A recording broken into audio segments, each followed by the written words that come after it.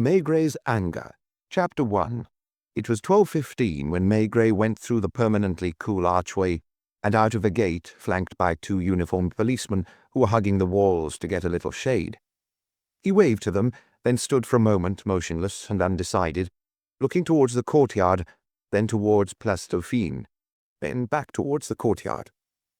Under the pretense of relighting his pipe, he had stopped several times in the corridor upstairs, then on the dusty stairs, in the hope that one of his colleagues or inspectors would suddenly appear from somewhere.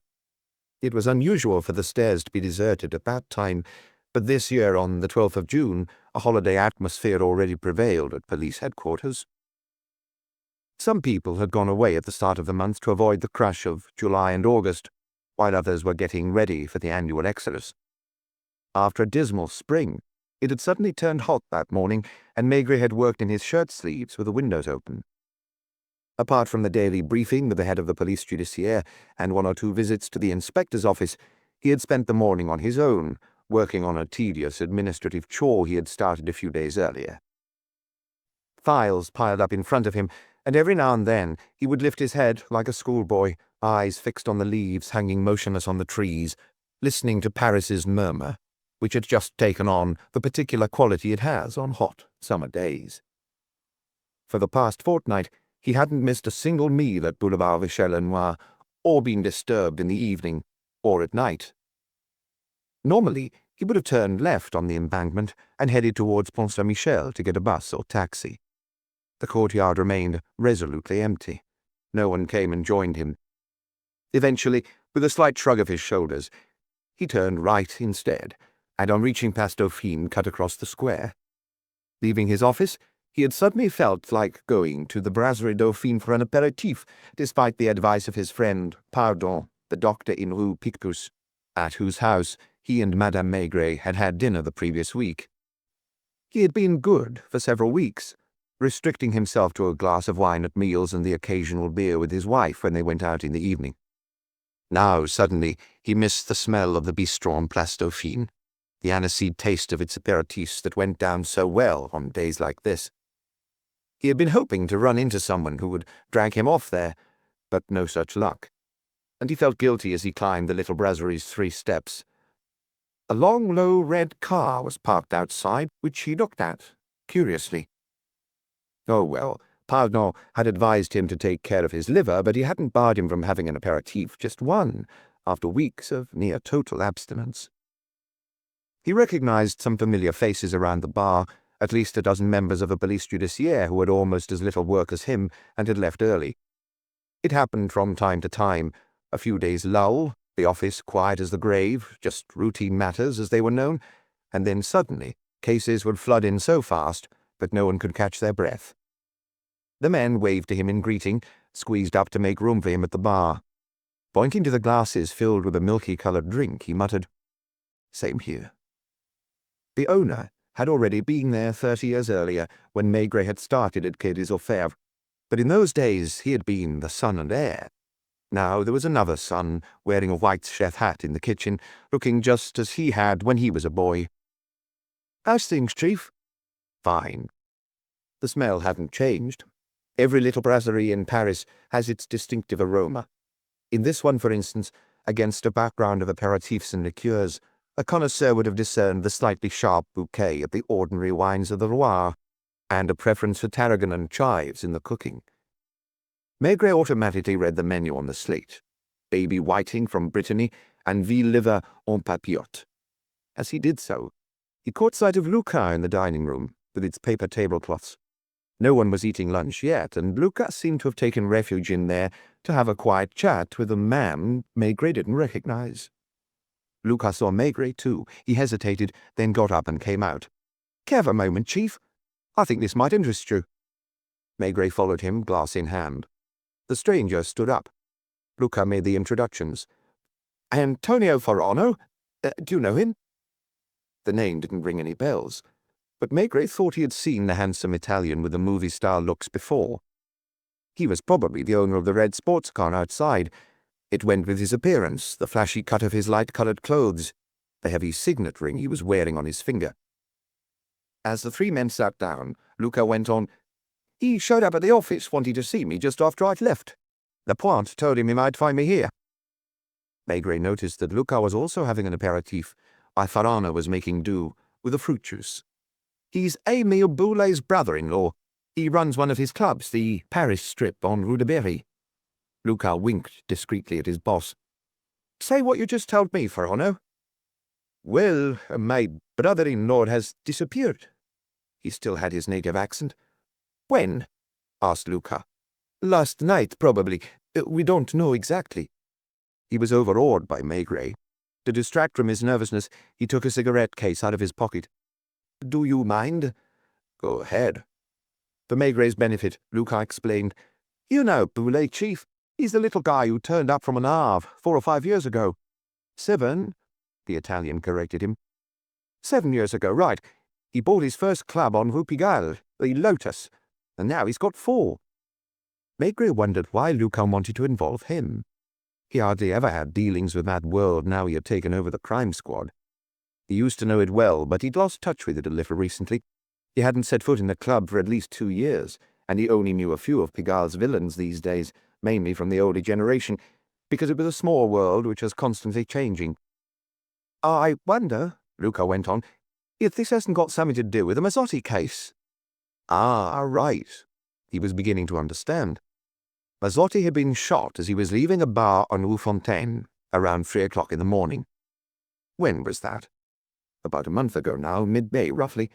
Maigret remembered a report from the 9th arrondissement, which he had passed on to Luca, saying, "Probably a settling of old scores. Do your best." Mazzotti wasn't an Italian like Farano, but a Corsican who had started out on the Côte d'Azur before coming to Paris with a little gang he had put together. "My brother-in-law didn't kill Mazzotti," Farano insisted with feeling. "You know he's not that kind of person, Monsieur Luca. Besides, you questioned him twice in your office." "I never accused him of killing Mazzotti. He was just one of the people I called in because Mazzotti had gone after them. Quite a crowd, in other words." Turning to Maigret, he explained, "I'd actually called him in for questioning at 11 this morning, so I was surprised not to see him." "Doesn't he ever spend the night elsewhere?" Maigret asked ingenuously. "Never. You obviously don't know him. That's just not his way. He loves my sister, family life. He'd never come home later than 4 in the morning." "And last night he didn't come home at all. Is that it?" "Yes, that's it." "Where were you?" "At the Paris Strip. We didn't shut until at least 5. It's high season for us because Paris is already swarming with tourists. When I was cashing up, Marina rang to ask if I'd seen Émile. Marina's my sister. I hadn't seen my brother-in-law all night. He hardly ever came down to the Champs-Élysées." "Where are his other clubs?" "They're all in Montmartre, a few 100 meters from each other. It was his idea to do it like that, and it worked out well. When you have clubs virtually next door to each other, you can shuffle performers around between them and keep overheads down. The Lotus is right at the top of Rue Pigalle, the Trembleuse just around the corner in Rue Victor Massé, and the Centraux is down the hill a bit, on Rue Notre-Dame-de-Roette. Émile was unsure about opening a club in another part of town, and it was really the only one he didn't take care of himself. He let me run it for him." "So your sister rang you a little after 5 o'clock?" "Yes. She's so used to being woken up by her husband." "What did you do?" "I called the Lotus first, where they said he'd left at around 11 in the evening. He also went by the Trembleu, but the cashier couldn't say exactly when, and the Centraux was closed when I tried to call." "Your brother wasn't meeting anyone last night, as far as you know, was he?" "No, I told you. He was a quiet man, very much a creature of habit. He'd have dinner at home." "What's his address?" "Rue Victor Massé." "In the same building as the Trembleu?" "No, 3 doors along. So he'd have dinner, then he'd go to the Lotus first to supervise preparations for the night. That's the biggest club, and he ran it personally. Then he'd go down to the Centraux and stay there for a while. Then he'd carry on to the Trembleu, and then he'd start the whole circuit again. He did it 2 or 3 times a night because he liked to keep an eye on everything." "Was he in a dinner jacket?" "No, he used to wear a dark suit, midnight blue, but never a dinner jacket. He wasn't that fussed about dressing stylishly." "You talk about him in the past." "Because I'm sure something's happened to him." Various tables were starting to eat, and Maigret found himself eyeing their plates of food and carafes of white wine. His glass was empty, but he resisted the urge to order another. "Then what did you do?" "I asked my sister to call me if there was any news, then went to bed." "Did she?" "Around 8 in the morning." "Where do you live?" "Eau de Pontieu." "Are you married?" "Yes. My wife's Italian, too. I spent the morning calling round the staff of the 3 clubs. I was trying to find out where he'd been seen last and when. It's not easy. The clubs are packed most of the night, and everyone's concentrating on their work. Emile didn't stand out that much either. He was a short, skinny guy whom customers never realized was the owner, and sometimes he'd stand out front with a doorman for hours." Luca nodded in agreement. "No one seems to have seen him after 11:30. "Who saw him last?" "I haven't been able to ask everybody. Some of the barmen and musicians don't have telephones, and I don't know most of the girls' addresses. I'll only be able to ask around properly this evening when everyone's at work. So far, the last person to have talked to him is the Lotus's doorman, Louis Boubet, a tiny character, no taller or heavier than a jockey, who's known around Montmartre as Mickey, which means that between 11 and 11:30, Emile came out of the Lotus and kept Mickey company on the pavement while he did his usual thing of rushing forward to open the door every time a car stopped." "Did they talk?" "Emile wasn't much of a talker. Apparently he looked at his watch a few times before heading off down the street. Mickey thought he was going to the Santo." "Did your brother-in-law have a car?" "No, not since the accident." "What accident?" "Well, it was 7 years ago. He was still living in Le Havre, where he had a little club, the Monaco. One day he was driving to Rouen with his wife." "Was he already married to your sister?"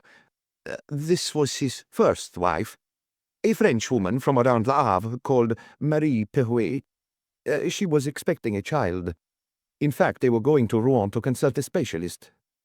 It was raining. As they were taking a corner, the car skidded and smashed into a tree. Emile's wife was killed instantly." "What about him?" "He got off with just a gash to the cheek that left him with a scar. Most people in Montmartre think he was stabbed." "Did he love his wife?" "Very much. He'd known her since he was a child." "Was he born in Le Havre?" "In a village near it. I don't know which one. She was born there too. After her death he never touched the steering wheel again, and wouldn't even get in a car if he could help it. He hardly ever took taxis in Paris, for instance. He walked a lot, and when he had to, he took the metro. He didn't like leaving the 9th anyway." "Do you reckon someone's done away with him?" "I think that if nothing has happened to him, he would have been home a long time ago." "Did he live alone with your sister?" "No, my mother lives with them, as does my other sister, Ada, who's his secretary. And then there's the 2 children. Emile and Marina have 2 children, you see. A 3-year-old boy, Lucien, and a little girl who's 10 months old." "Do you suspect anyone?" Antonio shook his head. "Do you feel your brother-in-law's disappearance has anything to do with the Mazzotti case?" "One thing I'm sure of is that Emile didn't kill Mazzotti." Maigret turned to Luca, who had been in charge of the investigation. "What about you?" "I'm certain of that too, Chief. I questioned him twice, and he seemed to give me straight answers both times. As Antonio says, he's on the puny side, shy almost, not the sort of character you'd expect to find running a string of nightclubs. Which is not to say that when it came to Mazzotti, he couldn't look after himself." "How?" "Mazzotti and his gang had organized an extortion racket that wasn't original in the slightest, but they'd got it down to a T. They made out they were offering protection, but it was just a way of extorting money. They demanded different amounts each week from all the club owners. Most refused at first. There then followed a well-rehearsed routine. When the club was full, Mazzotti would come in with a couple of heavies. They'd sit at a table or the bar, whichever was free, order champagne, and then pick a fight in the middle of an act. They'd be muttering first, then they'd start shouting, going after the barman or maître d', calling him a thief. Glasses would be smashed, and it would end up in a free-for-all, more or less. Naturally, most of the customers would leave, swearing never to come back. Next time Mazzotti visited, the owners preferred to pay up. But Emile didn't. No, he didn't send for the heavies either, like some of his colleagues. Not that it worked anyway, because Mazzotti always bought them off in the end. His idea was to call in some dockers from the Havre who were given the job of bringing Mazzotti and his men into line. When was the last set to? The night Mazzotti died. He had gone to the Lotus around 1 in the morning with 2 of his regular sidekicks. Émile Boulet's dockers threw them out. It turned violent. Was Émile there? He hid behind the bar because he can't stand fighting. Afterwards, Mazzotti went to lick his wounds in a bar on Rue Fontaine. Chez Joe, which was sort of his headquarters. There were 4 or 5 of them drinking at the back. When they came out at 3 in the morning, a car drove past, and Mazzotti was shot 5 times, while one of his men took a bullet in the shoulder. We haven't found the car. No one's talked. I've questioned most of the club owners. I'm still investigating. Where was Boulet at the time of the shooting? It's not easy establishing facts in that world, as you know, Chief. Apparently he was in the parbleu, but I don't trust the witness statements that much. Emile didn't kill Mazzotti, the Italian repeated. Did he carry a gun? An automatic, yes. He had a police permit. That wasn't the gun Mazzotti was killed with. Maigret sighed, then signalled to the waitress to fill their glasses, as he had been dying to do for a while. I wanted to bring you up to date, Chief, Luca explained, and I thought you'd be interested in hearing what Antonia had to say. Everything I said was true. I'd called Emile in for questioning this morning, Luca went on. I admit it bothers me that he went missing last night. What do you want to ask him? It was just routine. I was going to ask him the same questions one last time to check his answers against those he gave me the first time round, and the other witness statements. Did he seem scared either of the times he was in your office? No. Annoyed, more like. He couldn't stand the thought of his name being in the papers. He kept saying that it would cause his business tremendous harm, that his clubs were quiet places, nothing ever went on in them, and that if he was associated with the settling of underworld scores, he'd never live it down. That's true, Antonio agreed, making as if to stand up. Do you need anything else from me?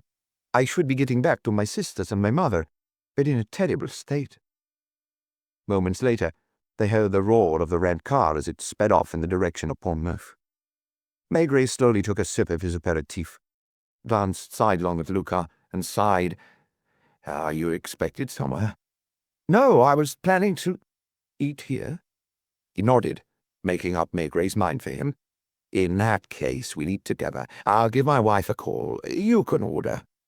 Are you going to have the mackerel? And the veal liver en papillote. The veal liver particularly caught his fancy, as well as the atmosphere of the bistro, which he hadn't been into for weeks. The case wasn't particularly important, and Luca hadn't needed any help on it before this. No one outside the underworld cared about Mazzotti's death. Everyone knew that such score settlings always ended up resolving themselves, even if just by more of the same. The advantage to these cases was that the prosecutor's office and examining magistrates didn't hound the police. As one magistrate used to say, that's one less prison bill to pay. The 2 men had lunched and chatted. Maigret learned some more about Émile Boulet, and ended up becoming interested in this strange little man. The son of a Norman fisherman, Émile had got a job as a waiter with the Compagnie Générale Transatlantique, Transat for short, when he turned 16. This had been before the war. He sailed on the Normandie and found himself in New York when the fighting started in France. It was hard to fathom how such a puny little man had been admitted into the American Marines. Nonetheless, he had fought the whole war in that batch of the forces before taking up a job on the Ile-de-France, this time as a head waiter.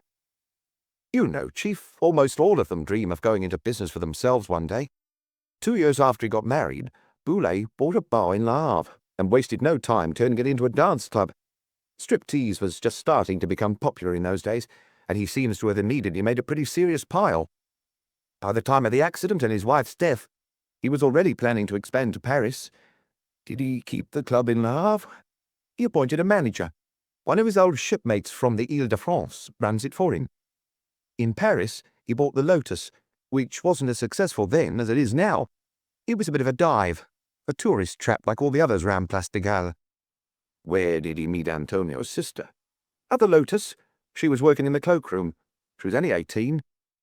What was Antonio doing in those days? Working at the Renault factory in the body shop. He had come to France first, then sent for his mother and two sisters. They lived in Javel. So, Emile basically seems to have married the whole family. Have you been to his place? No, I had a look around the Lotus and his other clubs, but I didn't think I needed to go to his apartment. Are you convinced he didn't kill Mazzotti? Why would he have? He was winning. He might have been afraid. No one in Montmartre thinks he did it. They had coffee in silence, and Maigret refused the calvados the owner offered him in his usual way. He had started with a couple of aperitifs, and then only drunk a glass of Puy, so felt pretty pleased with himself as he headed back to the police judiciaire with Luca. In his office, he took off his jacket, loosened his tie, and set about the administrative files. Nothing less than a complete reorganization of the police services was on the agenda, and he was expected to produce a report. He applied himself like a good student. At times, during the afternoon, he found himself thinking about Émile Boulet and the little Montmartre empire the former Transat employee had built up, about the young Italian with the red sports car, and the apartment on Rue Victor Massé where the three women lived with the children. Meanwhile, Luca rang round the hospitals, the police stations.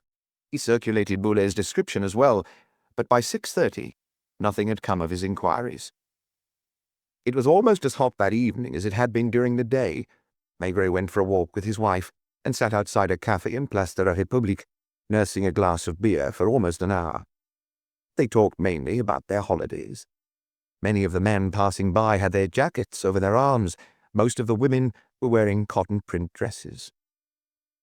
The next day was a Thursday, another glorious day. The daily reports made no mention of Émile Boulet.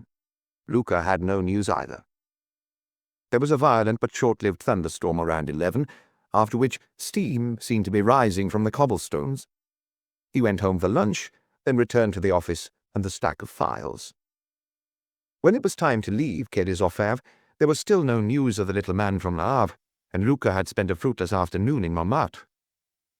Boubet, or Mickey as he's known, who's been a doorman at the Lotus for years, does seem to be the last person to have seen him alive, Chief. He thinks he remembers Émile turning the corner of Rue Pigalle and Rue Notre-Dame-de-Lorette as if he was going to the Saint-Tro. But he didn't really take any notice. I'll go back to Montmartre this evening, when they'll all be at work. Luca drew another blank on Thursday evening. At 9 o'clock the following morning, Maigret paused as he was going through the last of the daily reports, then called him into his office. "He's been found," he said, relighting his pipe. "Alive?" "Dead." "In Montmartre? In the Seine?" Maigret handed him a report from the 20th arrondissement. It stated that a man's dead body had been found at daybreak in Rue des Rondeaux, next to Père Lachaise. The man was lying across the pavement, not far from the railway cutting. He was dressed in a dark blue suit, and his wallet contained a sum of money and an identity card in the name of Émile Boulet. Luca looked up, frowning. "I wonder," he began. "Go on reading." The inspector was even more surprised by what followed. The report specified that the body, which had been taken to the Forensic Institute, was in an advanced state of decomposition. It was true that Rue des Rondeaux was a cul-de-sac and not very busy, but still, a body couldn't have lain on the pavement there for 2 days, or even 2 hours, without being discovered. "What do you reckon?" "It's strange." "Have you read the whole thing?" "Not the end." Émile Boulet had disappeared on Tuesday night. Given the state of the body, it was likely that he'd been killed that same night. 2 full days had elapsed since then, 2 swelteringly hot days. It was hard to think why a murderer or murderers would have kept hold of a body all that time. "That's even stranger," Luca exclaimed, putting the report on the desk. The strangest thing of all was the fact that according to initial findings, the murder hadn't been committed with a gun or a knife. As far as could be discerned, pending the autopsy, Émile Boulet had been strangled. Despite their many years on the force, neither Maigret nor Luca could remember a single underworld strangling. Every neighborhood of Paris, every social class, has its way of killing, so to speak, as it does its preferred method of committing suicide. There are streets where people throw themselves out of the window, others where they put their heads in charcoal or gas ovens, others where they take barbiturates. Police similarly know the knifing neighborhoods, the ones where koshies are used, the ones, like Montmartre, say, where firearms predominate. Not only had the little nightclub owner been strangled, but his murderer had then waited 2 days and 3 nights before disposing of his body. Maigret was already opening the cupboard to get his jacket and hat. "Let's go," he muttered. At last, he had an excuse to put aside his administrative chore for a moment. On a beautiful June morning, cooled by a light breeze, the 2 men headed off to the Forensic Institute. Chapter 2. The pink buildings of the Forensic Institute on Quai de la Paix look more like a pharmaceuticals laboratory, say, than the old morgue under the great clock of the Palais de Justice. Behind a window in a bright office, Maigret and Lucas found an employee who recognized them immediately and said with an eager smile, "This is about the fellow from Rue des Rondeaux, I assume." The electric clock above his head showed 10:05. Through the window, they could see the barges on the other side of the Seine, moored off the warehouse docks of the Magasins Généraux. "There's someone already waiting," the official continued chattily. "A relative, apparently. Did he give his name? I'll ask him for that when he's identified the body and is ready to sign his statement." The man thought of the corpses in purely theoretical terms, as entries on filing cards. "Where is he?" "In the waiting room. You'll have to bide your time too, Monsieur Maigret. Dr. Morel is in the middle of his work." The corridor had white walls and light-coloured tiles. The waiting room was equally bright, with its 2 benches and varnished wooden chairs, its large table that was only lacking a stack of magazines to complete the impression that you were at the dentist. The glossy walls were bare. Maigret had often wondered what sort of paintings or prints they could have put on them. Antonio was sitting in one of the chairs, chin in hands. He was still a handsome young man, but his face was a bit puffy, as if he hadn't had enough sleep, his cheeks unshaven. He stood up when the policeman came in. "Have you seen him?"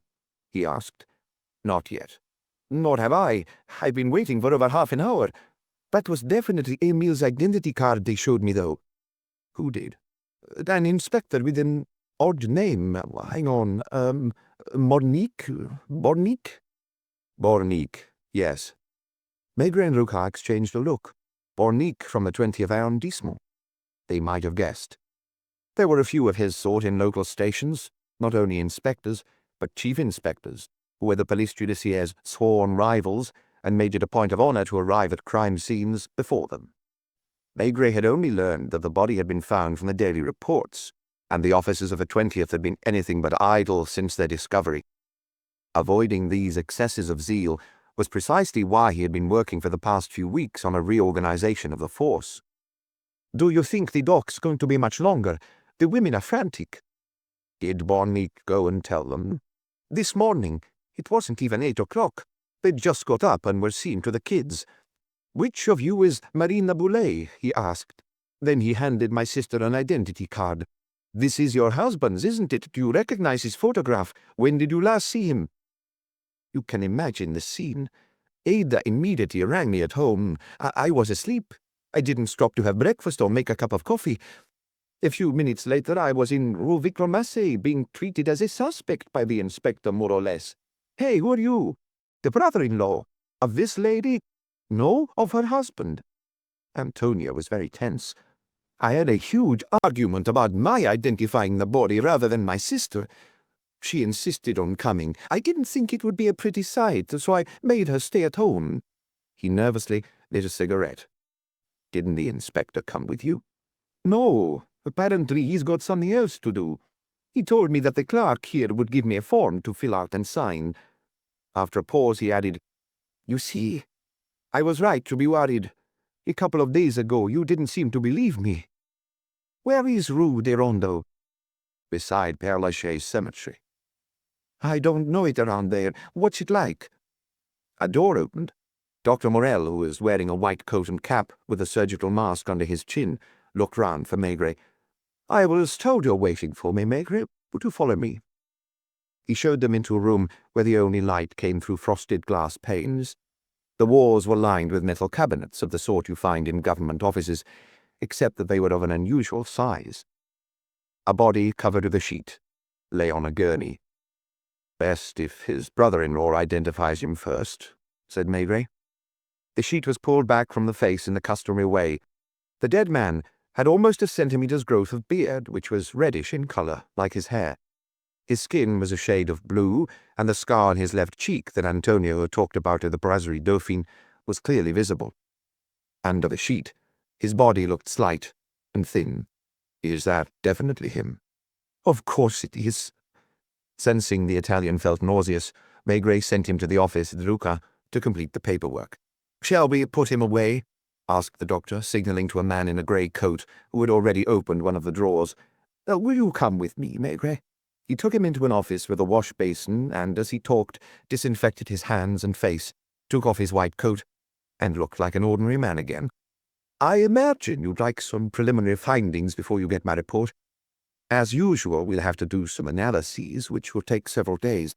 What I can tell you now is that the body shows no sign of wounds.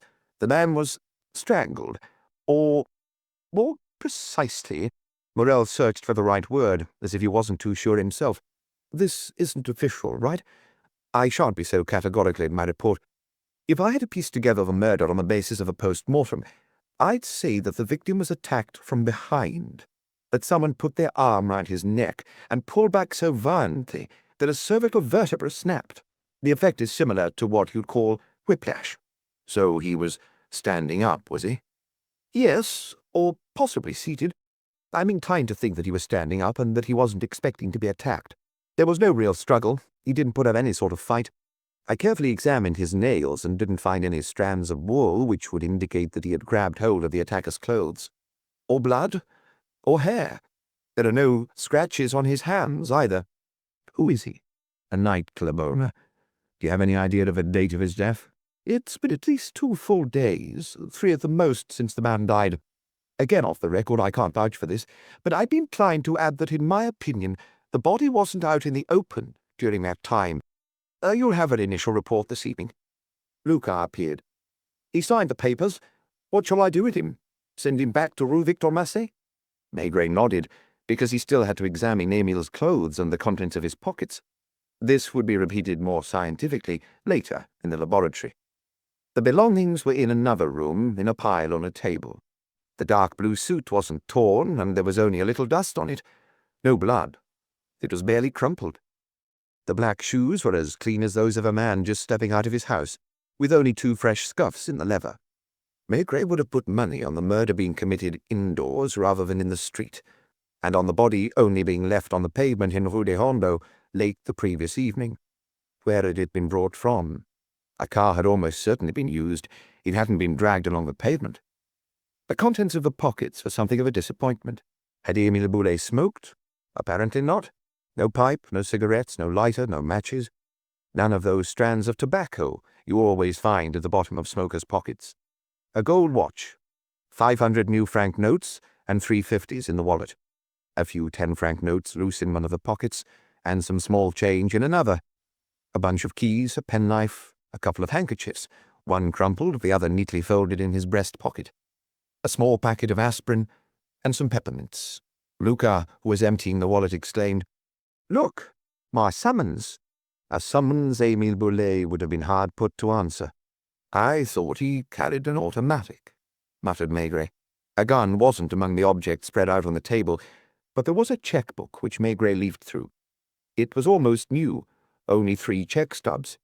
The only significant one was for 500,000 new francs, made out to myself. It was dated the 22nd of May. "See that?" Lucas noticed immediately. "That's when I called him in to pay his affair for the 2nd time. I'd seen him first on the 18th of May, the day after Mazzotti died." "Will you tell the laboratory to come and get all this and analyze it?" A few minutes later, the 2 men set off in the black car. Lucas drove slowly and deliberately. "Where are we going, Chief?" "Rue des Rondeaux first. I want to see where he was found." Despite the cemetery and the railway track, the place didn't look sinister in the sunshine. As they drove up, they could see a knot of bystanders being marshalled by a couple of policemen, a few housewives looking out of their windows, some children playing. When the car stopped, Maigret was greeted by Inspector Bornick, who declared with a studied air of modesty, "I've been expecting you, sir. I thought you'd be coming, and I made a point of—" The policeman stepped aside, revealing the silhouette of a body drawn in chalk on the greyish pavement. "Who found him?" "A gas worker who starts his shift at 5 in the morning and lives in this building. That's his wife you can see at the window on the 3rd floor. I've got his statement, of course. I was on night duty as it happened." With the bystanders looking on, now wasn't the moment to take him to task.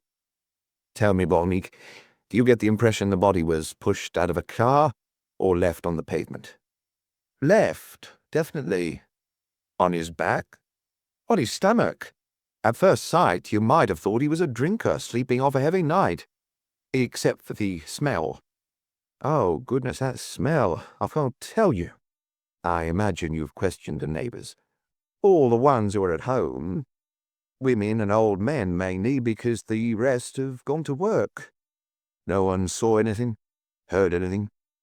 "Except for an old woman up on the 5th floor, who apparently suffers from insomnia. It's true that the concierge thinks she doesn't really know what she's saying anymore. She claims that around 3:30 in the morning she heard a car braking. Not many come this far down the street, as it's a dead end." "Did she hear voices?" "No, just a car door opening, then footsteps, then the door shutting again." "Did she look out of the window?" "She's practically bedridden. At first she thought that someone in the building was ill and that they'd called an ambulance. She was expecting to hear the door open and shut again, but after turning round the car drove off almost immediately." With the air of a seasoned professional, Inspector Bornick added, "I'll drop by at midday and this evening, when the menfolk will be home from work." "Have the men from the prosecutor's office been here?" "Very early. They were done in no time. It was just a formality." Under the watchful eye of the crowd, Maigret and Lucas got back into their car. Rue Victor Massé. They drove past fruit and vegetable stalls piled high with cherries and peaches, even though it was so early in the year, which housewives were inspecting. Paris was very cheerful that morning, with the shady pavements more crowded than those directly in the sunshine. Turning into Rue Notre-Dame-de-Lorette, they spotted the yellow front of the Centraux. There was a metal grille across the door, and to the left of it, a frame containing photographs of nude women. On Rue Victor Massé, an almost identical frame hung on the longer façade of the Trembleu. Lucas stopped a little further down the street in front of a smart building. The block was greyish, relatively prosperous-looking, and a couple of brass plates announced the offices of a doctor and an estate agent, respectively. "What is it?" asked an unfriendly concierge, opening her glazed door. "Madame Boulay. 3rd floor on the left, but—" She studied the two men, then changed her mind. "Are you from the police? Then you can go up. Those poor women must be in an awful state." There was an all but silent lift, and a red carpet on the stairs, which were better lit than in most of the old buildings in Paris. On the 3rd floor, voices could be heard behind a door. Maigret rang the bell, and the voices fell silent. Footsteps came nearer. Then Antonio appeared in the doorway. He had taken off his jacket and was holding a sandwich. Come in. Ignore the mess." A baby was crying in a bedroom. A little boy clung to the dress of a young woman who was already quite fat for her age. She hadn't had time to do her black hair, which spilled over her shoulders. My sister, Marina." Her eyes were red, unsurprisingly, and she seemed a little lost. "Come this way." She showed them into a messy living room with an upturned rocking horse on the carpet and some dirty cups and glasses on the table. An older, much fatter woman, dressed in a sky-blue housecoat, appeared in another doorway and studied the newcomers warily. My mother," introduced Antonio. "She barely speaks French. She'll never get the hang of it." The apartment seemed spacious and comfortable, furnished with the sort of rustic furniture you find in the big department stores. "Where is your sister?" asked Maigret, looking round. "With the baby. She's coming." "How do you explain all this, Detective Chief Inspector?" asked Marina, whose accent was weaker than her brother's. She had been 18 or 19 when Boulay met her, which meant she was 25 or 26 now. She was still very beautiful, with an olive complexion, dark eyes. Were her looks still important to her? It wasn't easy to tell in the circumstances, but Maigret would have bet that she wasn't interested in her figure and makeup any more, that she was happy, living with her mother, her sister, her children, and her husband, and didn't spare a thought for anyone else. The moment he came in, Maigret had sniffed the air, recognizing a rich aroma that reminded him of Italian restaurants. Antonio had clearly become the head of the family. Hadn't he already been that, to some extent, when Émile Boulay was alive?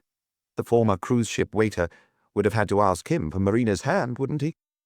"Have you found out anything?" Antonio asked, still holding his sandwich. "I like to know if he had his automatic on him when he went out on Tuesday evening." Antonio looked at his sister, who hesitated for a moment, then hurried into another room. She didn't shut the door, so Maigret saw her walk through a dining room and into a bedroom. She opened a drawer in a chest of drawers, then came back with a dark object in her hand. It was the automatic. She held it gingerly, as if she was afraid of guns. "It was in its usual place," she said. "Didn't you always have it on him?" "Not the whole time, no, not recently." "Since Mazzotti died and his gang went back down south," Antonio put in, "Émile didn't feel he needed to be armed any more." That was significant. When he had left his home on Tuesday evening, therefore, Émile Boulay hadn't been expecting a dangerous or awkward encounter. "What time did he leave here, madame?" "A few minutes after 9, as usual. We had dinner at 8, then he went to kiss the children good night, as he always did before leaving." "Did he seem anxious?" She tried to think. She had very beautiful eyes, which ordinarily must have been smiling and tender. "No, I don't think so. You know, Émile wasn't an expressive person. People who didn't know him probably thought he was very reserved." Tears welled in her eyes. "But really he was very kind, very attentive." She turned to her mother, who was listening, her hands clasped on her stomach, and said a few words to her in Italian. Her mother nodded vigorously in agreement. "I know what kind of reputation nightclub owners have. People imagine they're sort of gangsters, and it's true, some are." She wiped her eyes and looked at her brother as if asking his permission to go on. "He was timid, if anything. Maybe not in business. He was surrounded by dozens of women he could have done what he liked with, but rather than treat them as most of his colleagues do, he thought of them as employees. He could be firm with them, but he was respectful too. I know that more than anyone because I worked for him before I became his wife. You might find it hard to believe, but he spent weeks hovering around me like a teenager. When he talked to me during the show, he just wanted to ask questions. Where was I born? Where did my family live? Was my mother in Paris? Did I have brothers and sisters? He never laid a finger on me all that time. He never offered me a lift home." Antonio nodded, as if to say that he wouldn't have stood for anything else. "Of course he was familiar with Italian women," she went on, "because there's always 2 or 3 working at the Lotus. One evening, he asked if he could meet my brother." "He did the right thing," admitted Antonio. The mother must have understood a little French. She opened her mouth from time to time as if she was about to join in the conversation, but then couldn't find the right words and ended up remaining silent. A young girl came in, dressed in black, looking fresh-faced, with her hair already done. This was Ada, who was probably 22 and must have been the spitting image of her sister when she was her age. She studied the visitors curiously before telling Marina, "She fell asleep eventually." Then she said to Maigret and Luca, "Won't you sit down?" "I understand you were your brother-in-law's secretary, mademoiselle." She had the barest hint of an accent as well, just enough to add another aspect to her charm. "That's a big word. Émile dealt with all his affairs himself, and they're not the sort that require a lot of paperwork." "Did he have an office?" "We call it that, yes. 2 little rooms on the mezzanine above the Lotus." "When would he go there?" "He'd usually sleep until midday and have lunch with us. Then we'd both go to Place Pigalle around 3 in the afternoon." Maigret studied the 2 sisters in turn, wondering whether Marina, for instance, might not feel a little jealous of her younger sister. He couldn't see any hint of it in her expression. As far as he could tell, until 3 days ago, Marina had been happy with her lot in life, content to lead a fairly sleepy existence with her mother and her children in the apartment on Rue Victor Massé. If her husband had lived, no doubt she would have gone on to have a big family. Ada was a very different proposition, brighter, sparkier. She continued, "There'd always be people waiting, performers, musicians, maitre d's or barmen from one club or another, not to mention the wine and champagne salesmen." What was Émile Boulet working on the day he went missing? "Wait, it was Tuesday, wasn't it? We went downstairs to audition a Spanish dancer whom he'd hired. Then he saw someone from an air-conditioning company. He was planning to have air conditioning put in all 4 clubs. The Lotus in particular had problems with its ventilation." Maigret remembered seeing a brochure among the dead man's papers. "Who dealt with the financial side of the business?" "What do you mean?" "Who paid the bills, the staff?" "The bookkeeper, of course." "Does he have an office above the Lotus too?" "A little room looking onto the courtyard, yes. He's an old fellow who never stops moaning, and it pains him every time he has to pay for anything, as if it's his own money. He's called Raison, Monsieur Raison, as everybody says, because if you don't show him some respect—" "Is he at Place Pigalle now?" "Bound to be. He's the only one who works mornings because he has evenings and nights off." The mother, who had disappeared for a few minutes, returned with a carafe of Chianti and some glasses. "I suppose each of the clubs has its own manager." Ada shook her head. "No, it doesn't work like that. Antonio runs the Paris strip because it's in a different neighborhood with a different clientele. It's got a different style, if you see what I mean. Besides, Antonio is family. The other 3 clubs are almost next door to each other. During the evening, performers go from one to another. Émile used to go back and forth too, keeping an eye on everything. Sometimes, around 3 in the morning, we'll send cases of champagne or bottles of whiskey from the Lotus to the Trembleur, say, or if one of the clubs is full and needs extra staff, we'll send someone from another where it was less busy." In other words, Émile Boulet managed the 3 clubs in Montmartre himself. "Pretty much, although they each had a maitre d' who was in charge." "Meanwhile, Monsieur Raison dealt with the bookkeeping and paperwork." "That's it, more or less." "What about you?" "I followed my brother-in-law around and took notes. Order this, set up a meeting with this supplier or that contractor, bring a performer who's appearing somewhere else to see if we can hire her." "Did you follow him around at night, too?" "Only for part of the evening." "Until when, generally?" 10 or 11. Sitting up around 9 is the most time-consuming. Someone's always missing, a waiter or a musician or a dancer, or a delivery of champagne or streamers is late." "I'm beginning to get the picture," Maigret said distractedly. "Were you with him on Tuesday evening?" "Yes, like every evening." He looked at Marina again and didn't see a trace of jealousy on her face. "When did you leave your brother-in-law?" "At 10:30. "Where were you at that point?" "At the Lotus. It was his headquarters, in a way. We'd already been to the Trembleur and the Saint-Tro." "Did you notice anything in particular?" "Nothing, except that I thought it was going to rain." "Did it?" "A few drops as I was leaving the Lotus. Mickey offered to lend me an umbrella, but I waited, and 5 minutes later it had stopped." "Did you make a note of Boulet's meetings?" "I'd remind him of them if he needed. I hardly ever had to because he thought of everything. He was a calm, methodical person who ran his businesses in a very serious, responsible way." "Was he meeting anyone that night?"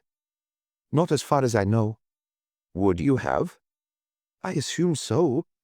I don't want to make myself out to be more important than I was. He never discussed his business or plans with me, for instance, but he did talk about them in front of me. When he met people, I was almost always there. I don't remember him ever asking me to leave the room. He'd say things like, 'The Trembleur's wallpaper needs changing.' I'd make a note of it, and then I'd remind him the following afternoon." "How did he react when he heard Mazzotti had been shot?" "I wasn't there. He must have found out that night, like everyone in Montmartre, because that sort of news travels quickly. What about the following day, when he got up?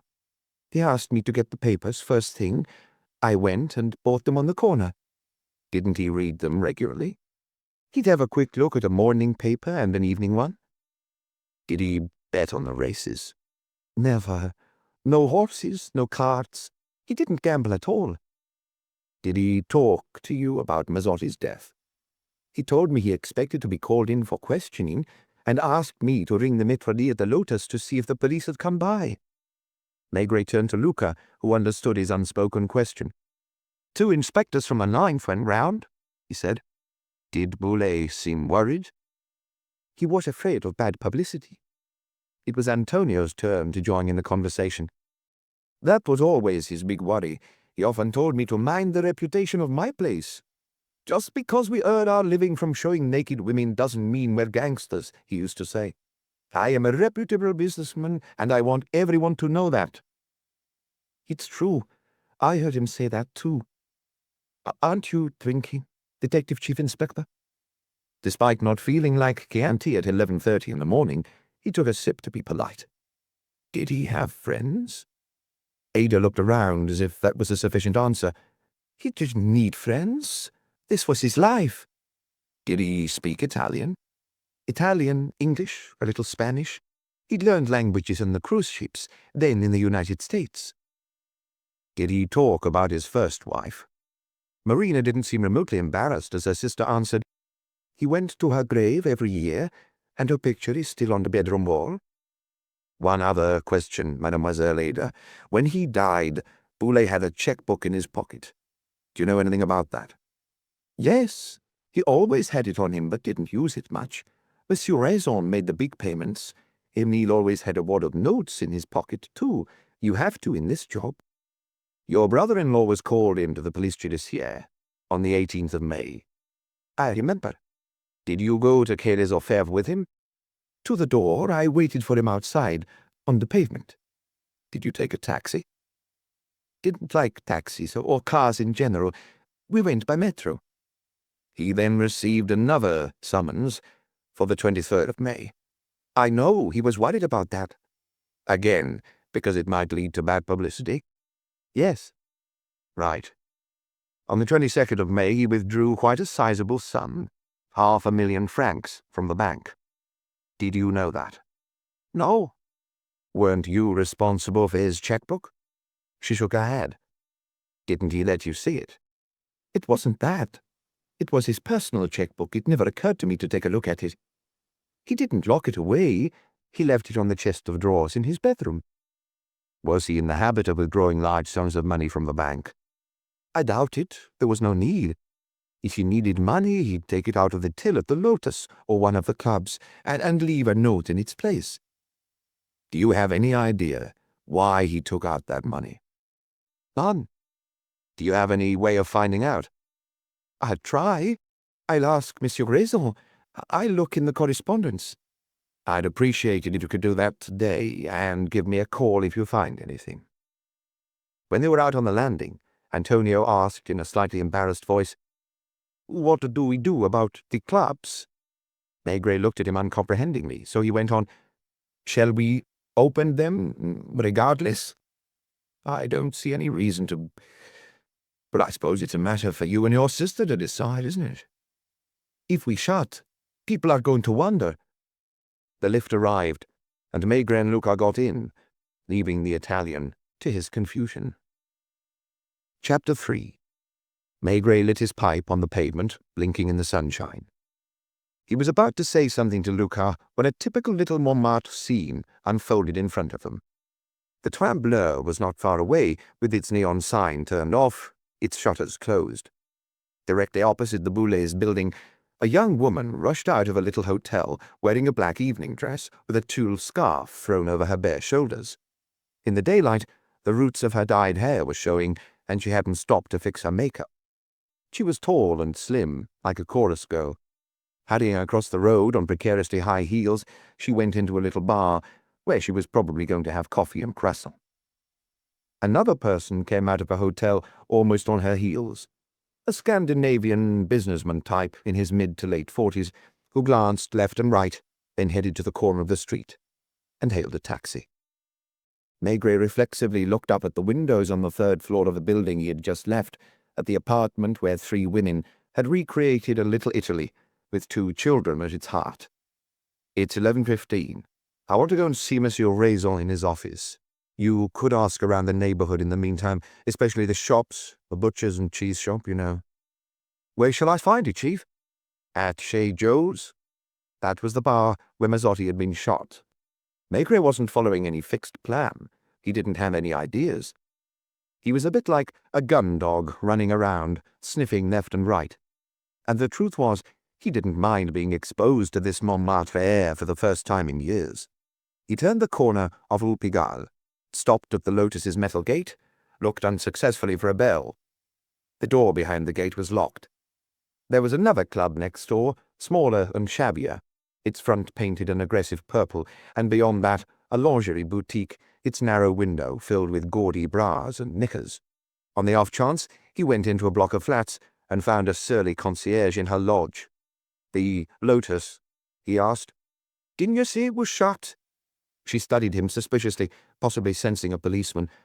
"I want to see the bookkeeper, Monsieur Raison." "The staircase on the left, in the courtyard." It was a dark, narrow courtyard, crowded with dustbins and overlooked by mainly curtainless windows. A brown door was open a crack, revealing an old, even darker staircase, which creaked under Maigret's weight. One of the doors on the mezzanine bore a zinc plate with "The Full Moon" stamped on it in crude letters. That was the name of the club next to Émile's. On the door opposite, a cardboard sign read, "The Lotus." Maigret had the disappointing impression of entering a theatre by the stage door. Drab and dusty, almost seedy, the setting hardly conjured up visions of evening gowns and bare flesh, champagne and music. He knocked, heard nothing, knocked a second time, then finally decided to turn the enamel door handle. He found himself in a narrow corridor where the paint was flaking off the walls. There was a door at the far end, and another to his right. He knocked on the latter, and as he did so, heard a scuffling sound. Whoever was inside kept him waiting for a fair while before saying, "Come in." He was greeted by the sight of sunshine falling through dirty windows, a fat man straightening his tie. His age was hard to determine, but with a few grey hairs combed over his bald head, he must have been getting on. And a young woman, in a flowery dress, standing around, trying to look casual. "Monsieur Raison?" "That's me," answered the man without looking him in the face. Maigret had obviously interrupted them. Detective Chief Inspector Maigret. It was stiflingly hot, and there was a heady perfume in the air. "I've got to be off, Monsieur Jules. Don't forget what I asked you." He opened a drawer with an embarrassed look, and took 2 or 3 notes from a worn, bulging wallet, which he handed to the girl. In the twinkling of an eye, the money was transferred to her bag, and she was gone on her stiletto heels. "They're all the same," sighed Monsieur Raison, mopping his face with a handkerchief, possibly in case it still had some lipstick on it. "They're paid on Saturdays, and the minute Wednesday comes around, they're here asking for an advice. Strange office, and strange little fellow. It was hard to believe that they were behind the scenes at a cabaret, rather than in a slightly shady den of some sort. There were none of the photographs of performers on the walls you'd expect. Just a calendar, some metal filing cabinets, a few shelves crammed with files. The furniture might have come from a flea market, and one of the legs of a chair Monsieur Raison pointed Maigret to was mended with string. "Have you found him?" The bookkeeper hadn't entirely recovered his composure. His hairy hand shook a little as he lit a cigarette, and Maigret noticed that his fingers were brown from nicotine. In that office overlooking the courtyard, it was almost impossible to hear any noise from the street, apart from a vague murmur. It was another world.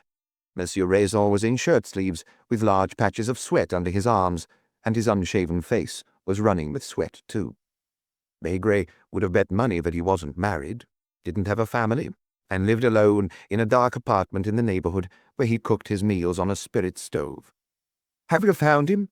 he repeated. "Is he alive?" "Dead." Monsieur Raison let out a sigh and piously lowered his gaze. "I knew it. What happened to him?" "He was strangled." The bookkeeper looked up with a jerk, as surprised as Maigret had been at Quai de la Ratte. "Does his wife know?" What about Antonio? I've just come from Rue Victor Massé. Antonio has identified the body. I'd like to ask you a few questions. I'll answer them as best I can. Do you know if Émile Boulet had any enemies? Monsieur Raison's teeth were yellow. He must have had bad breath. That depends what you call enemies. Competitors, yes. He was too successful for some people's liking. It's a hard profession, no quarter asked or given. How do you explain the fact that Boulet was able to buy 4 clubs in a matter of years? The bookkeeper was starting to feel better and was back on familiar ground now. If you want my opinion, it's because Monsieur Émile ran them the way he would have run a chain of grocers, say. He was a serious-minded individual. Meaning he didn't sample the merchandise? Maigret couldn't help remarking sarcastically. The bookkeeper smarted at the dig. If you're thinking of Leia, you got the wrong end of the stick. I could be her father. Almost all the girls come and confide in me, tell me their troubles, and ask you for an advance. They always need money. So if I understand you correctly, Boulet's only relations with them were those of an employer with his employees. Of course. He loved his wife, his family. He wasn't a tough guy. He didn't have a car, a place in the country or by the sea. He didn't throw his money around, didn't try to impress anyone. That's rare in this business. He would have been successful whatever he did. So his competitors resented him. Not enough to kill him. And as far as the underworld was concerned, Monsieur Émile had earned people's respect. With his dockers? You mean the Mazzotti case? I can assure you he had nothing to do with that man's murder. He refused to pay up, simple as that. And to take the wind out of his sails, he called in a few strapping lads from Le Havre. That did the trick. Where are they now? They went home a couple of weeks ago. The inspector in charge said they could.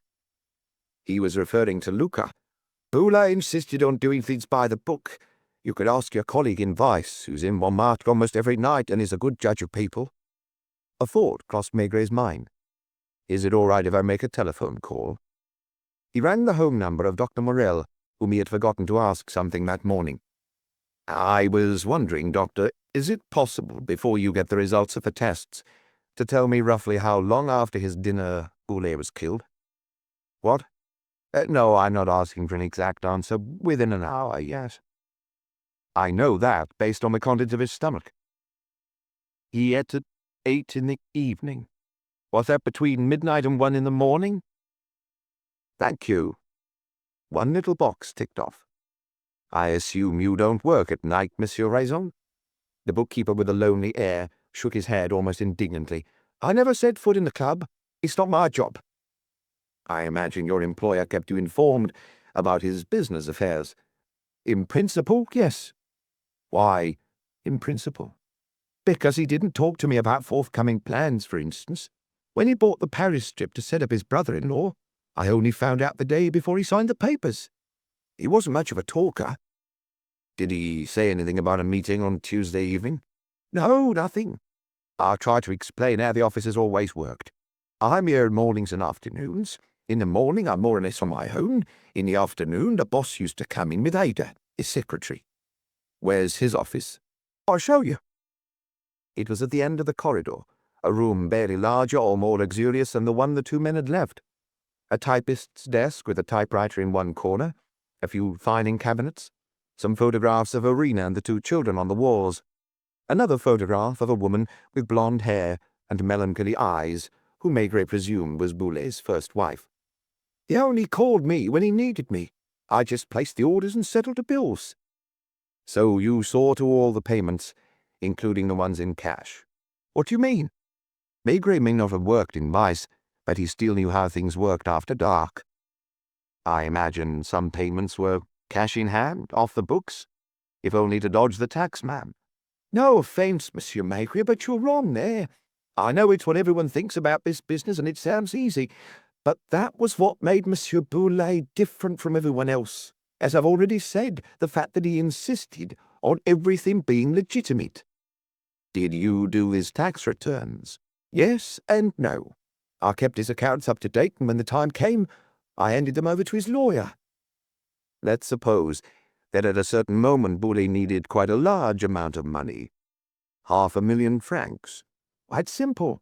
He would have taken it out of the till at one of the clubs and left a note in its place. Did he ever do that? Not for such large amounts. 100,000 or 200,000 francs. So he had no reason to go and withdraw money from the bank.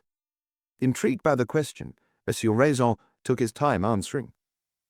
Wait, in the mornings I'm here, and there's always plenty of cash in the safe. I don't go and put the previous day's takings in the bank until about midday. In any case, I don't think I ever saw him in the office in the morning, because he was always still asleep.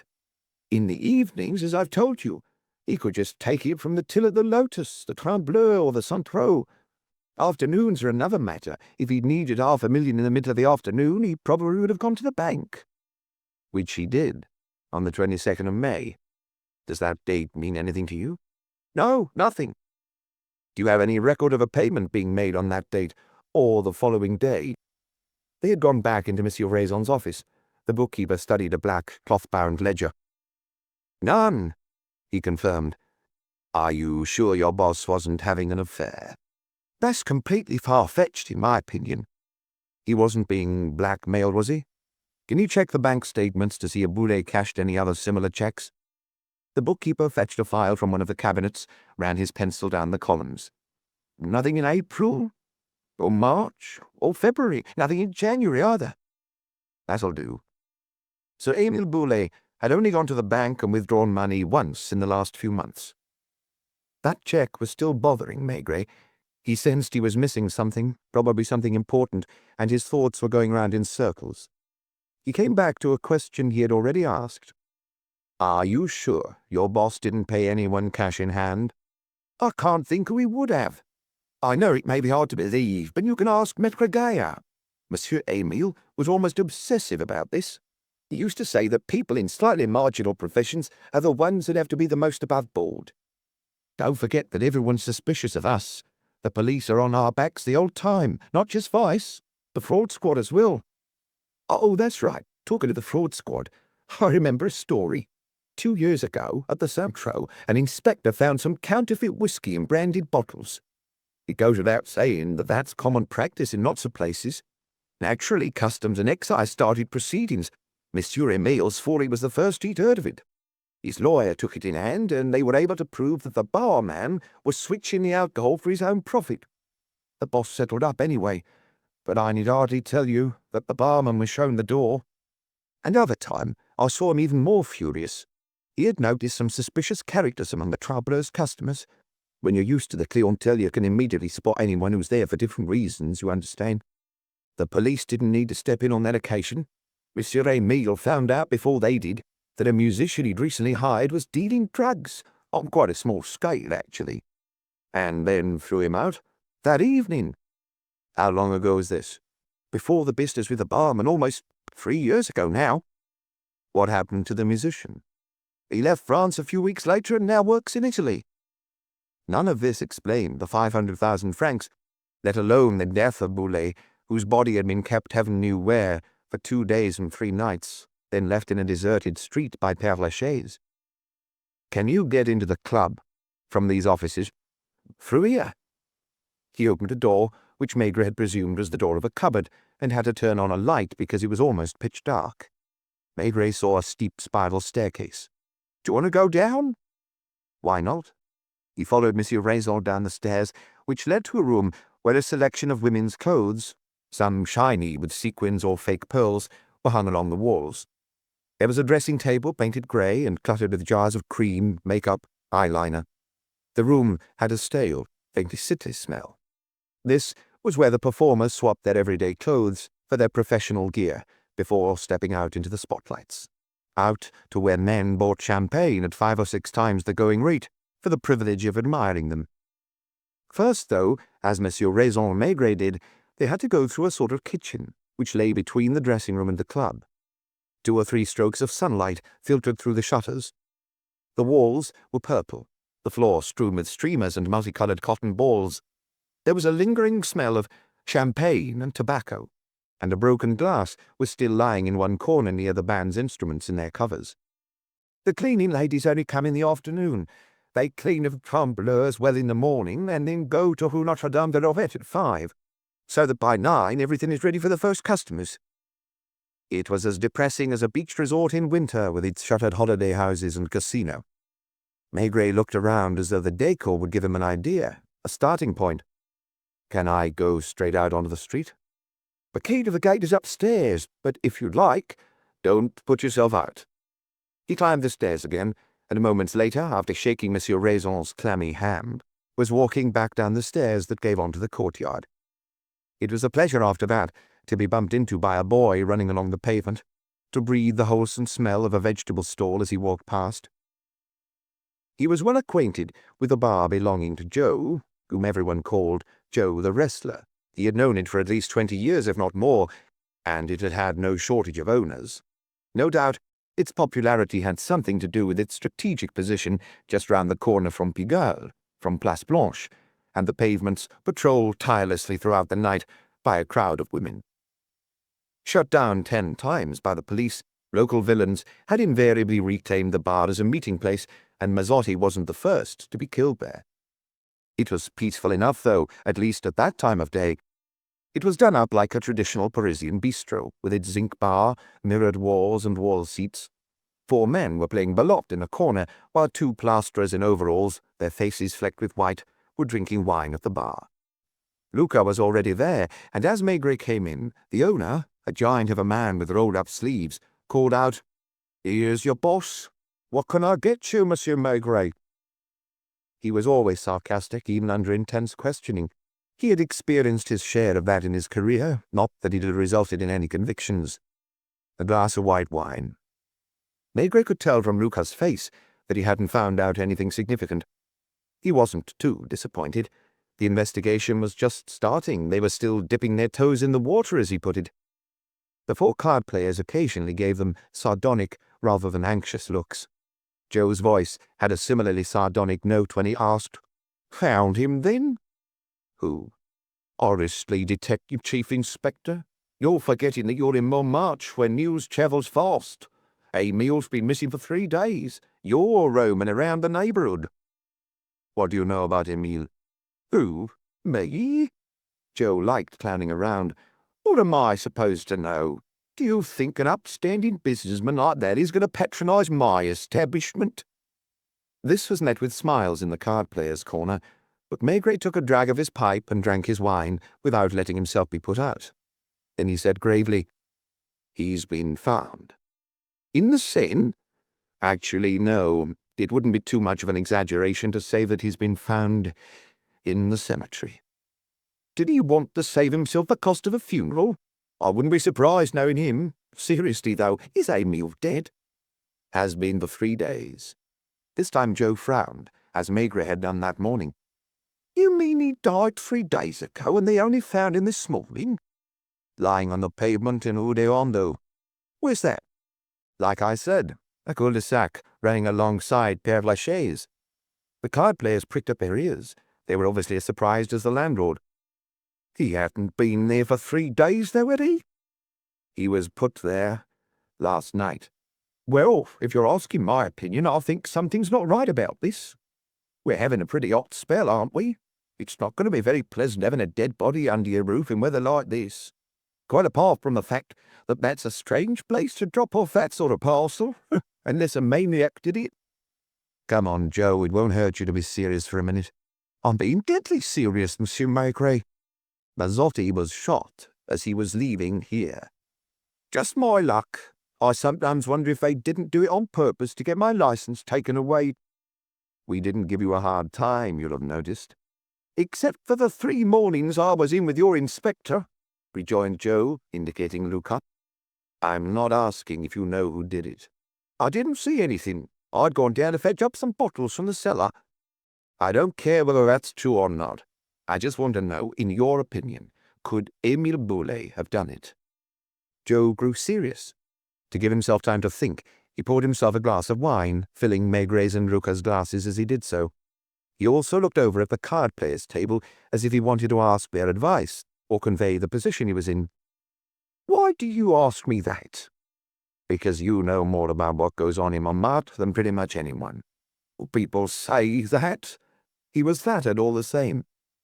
"Emile was an amateur," he muttered almost regretfully after a while. Didn't you like him? Oh, that's another story. I didn't have anything against him personally. What about the others? What others?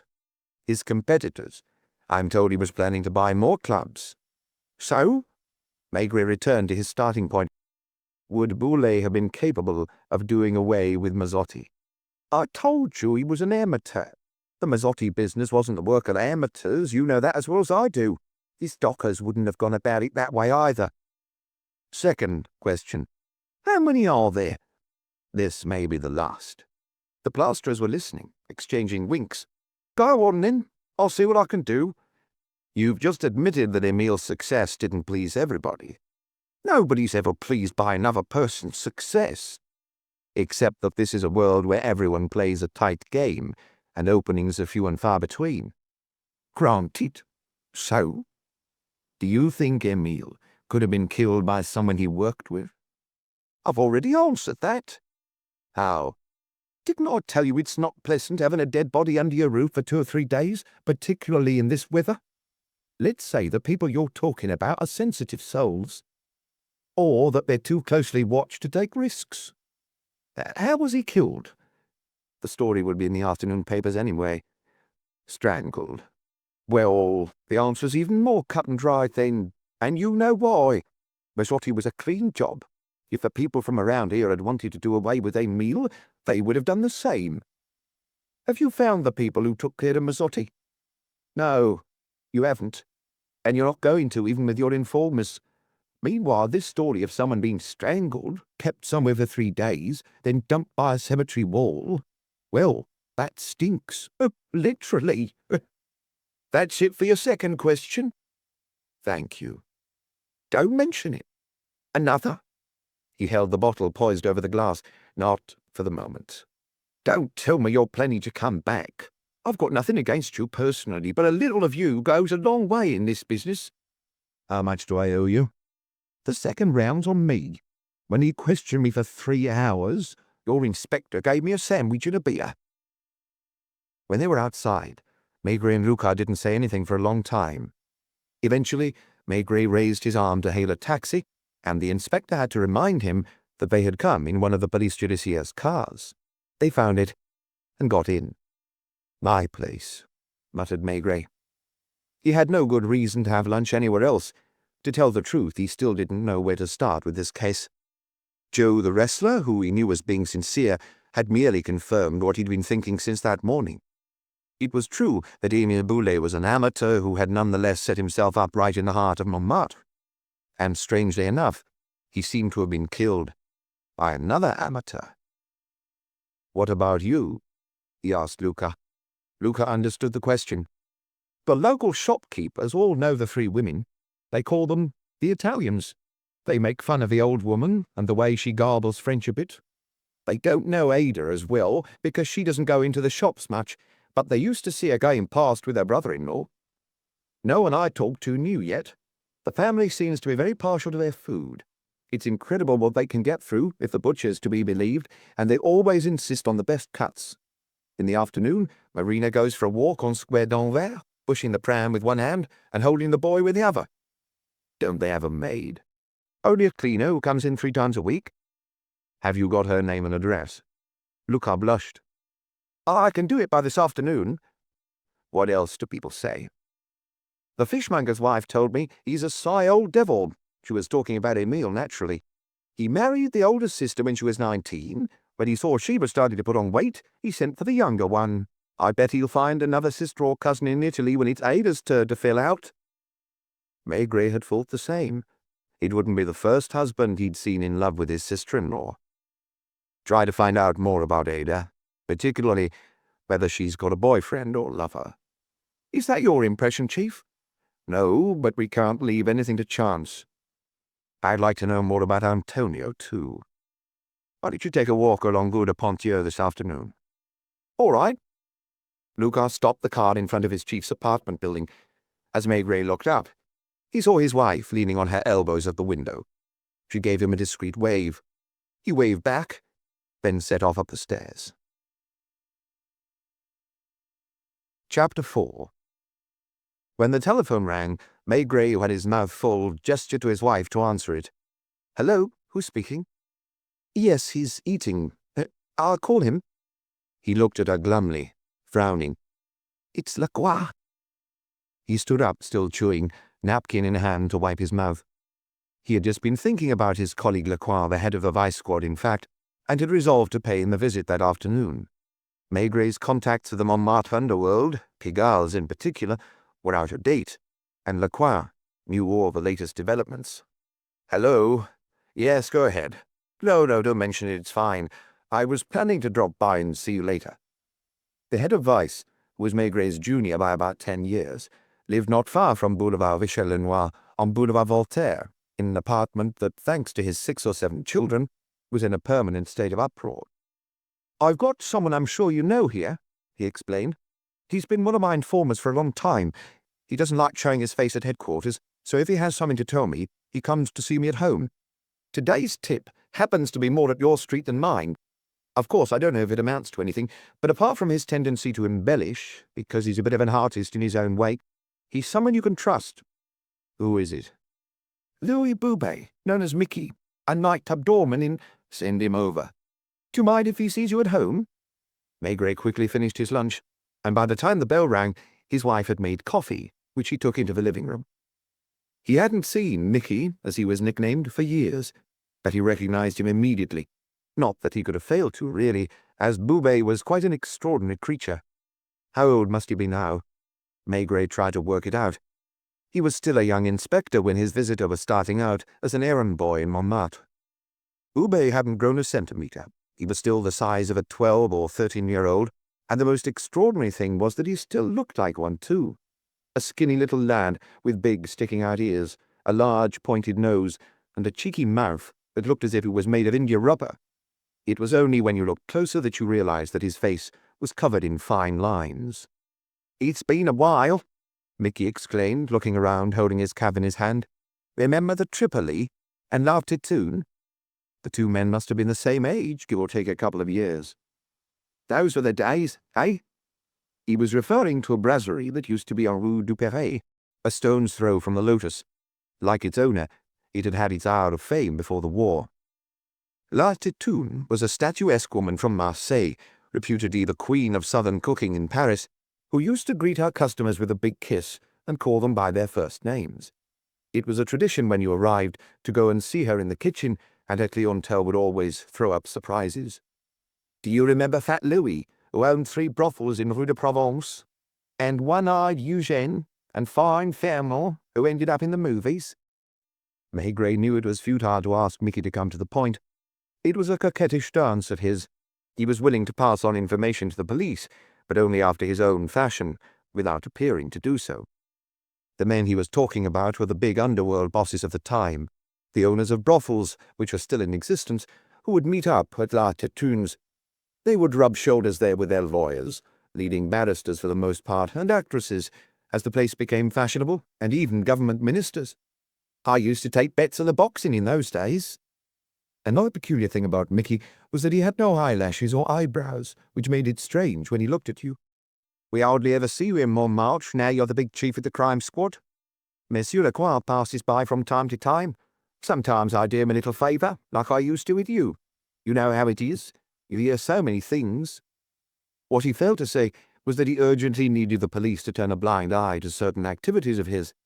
As they tipped Mickey when they were leaving the club, the customers of the Lotus had no idea that he had his own thing going on the side. He'd sometimes whisper into their ears, "Living statues, monsieur." He could say this in a dozen languages with an explanatory wink. Then he'd slip the address of a nearby apartment into the man's hand. It wasn't that bad, as a matter of fact. What you were presented with there, dressed up as a great mystery, was a dustier, sleazier version of the show you'd find in almost any club in Pigalle. The only difference being that the women were no longer 20, but often double that, if not more. Your inspector, the little fat one. Luca? Yes. He called me in about 3 weeks ago, after Mazzotti died, but I didn't know much. He was gradually getting to the point in his own way. I told him that it definitely wasn't my boss's doing, and I was right there. Now I've got a tip off about who did it. You've always been understanding with me, so I'm giving it to you, for what it's worth, of course. This is not me talking to the police, understand? This is me talking to someone I've known a long time. We're chatting. The conversation happens to get round to Mazzotti, who between you and me didn't measure up. So naturally, I say what someone else has told me. Don't waste your time looking round Pigalle for the guy who did it. At Easter? Where was Easter this year? End of March. Right. So, at Easter, Mazzotti, he was just a little thug trying to make out he was a big man, went to Toulon, and that's where he met the beautiful Yolande. Do you know her? She's Mattei's wife, and Mattei is the head of the gang from Marseille who pulled off a score of hold-ups before they were busted. Are you with me?